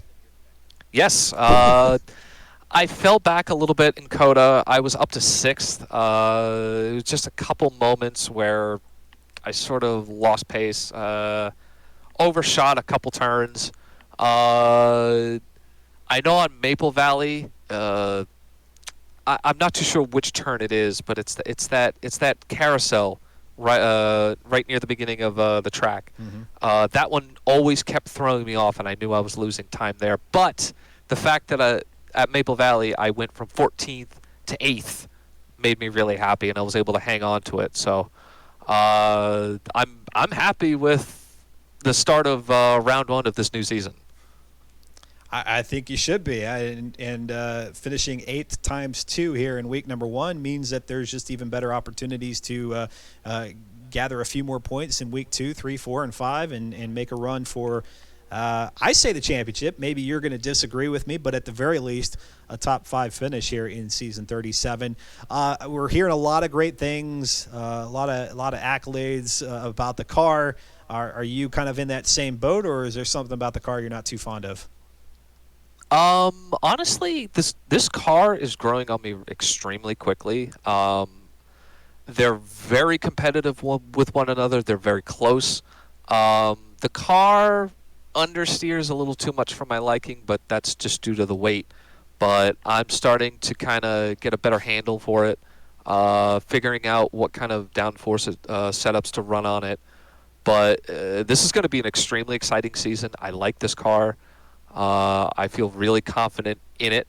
The track choices this season are kind of, I would say, questionable, but on the right track, these cars are an absolute blast, and I can't wait for next week.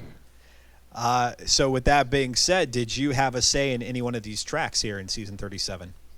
Unfortunately, no. Okay. As of late, I've been really busy with my own schedule of things because I'm juggling this series along with my own league, a bunch of other league races. So I did kind of want to throw my hat into the ring for trying to guess the car. And by the time I kind of figured it out, everybody have already kind of picked tracks. So I was just like, eh. Yeah. Man, I mean, not picking a track is not the worst thing that you could possibly have happen to you. I mean, obviously, maybe picking a track that you like gives you something to look forward to on the calendar, but it's not going to be the nail in the coffin, so to speak, in terms of performance out here on the track. Is there, or out in the league or in this series, is there any one race in particular, if it hasn't already been these two tonight, is there any one that you're really shrugging at, and the one that you're like, hey guys, really, we're gonna do this? The one I'm actually looking forward to is Le Mans, because when we were testing on that track, these cars are actually surprisingly fun in the draft. Gearing is going to be like really important there, downforce settings, so somebody will think they have the edge and probably not, but you're going to see a lot of action there. The one I'm kind of really fearing, which unfortunately falls under where Le Mans is going to be playing out, is Rio Mini. I'm not looking forward to that track at all. I'm going to put on my best investigative journalist hat, and I'm going to figure out who is responsible for the Rio de Janeiro Mini selection, and we're going to have to chastise them for the entirety of week number 2. We've got to figure. Actually, week number 2. Week number 3 is when that one comes into play, and it's in the same week as Le Mans Circuit de la Sarthe, the Old Mulsanne, and Circuit de la Sarthe is the first track in that race. Then it's, or in that week, then it's the Rio de Janeiro mini circuit. So man, really talking about a change of pace there. Yeah. Not one that I absolutely. Not one that I'd be too fond of. Chaos Fox, thank you so much. I know you had mentioned that you've got some leagues, so by all means, shout outs to folks in the chat, and then where can folks maybe learn more and perhaps get involved in some of the stuff that you're doing? The league that I run, it's more focused on people who are trying to find their way into like a community league. Mm-hmm. The league I run is Grassroots Racing League, or GRL for short. It's more focused on people of like, yeah, I want to say between novice and intermediate pace, it's a good place to not just get used to being in a community league environment and doing like weekly races and whatnot, but there's lots of drivers in there who are very fast. I dub them as driving coaches, so if you need help with driving technique, racecraft, or just getting better at tuning, setting up a car, and whatever you need, there's plenty of people in there who are very knowledgeable to help you out. Go have practice sessions with. Every Wednesday we have our races. The current season going on with GRL is ironically enough a spec series, but we're running the '86 Honda Civic Si, and those cars have been an absolute riot to drive. They're not very fast, but they handle pretty well, and you can pretty much go as fast as you possibly can through the turns, and it's made for some exciting racing for the past 3 weeks. But that series is starting to come down to a close. We got about 2 rounds left to that. But if anybody wants any information about it,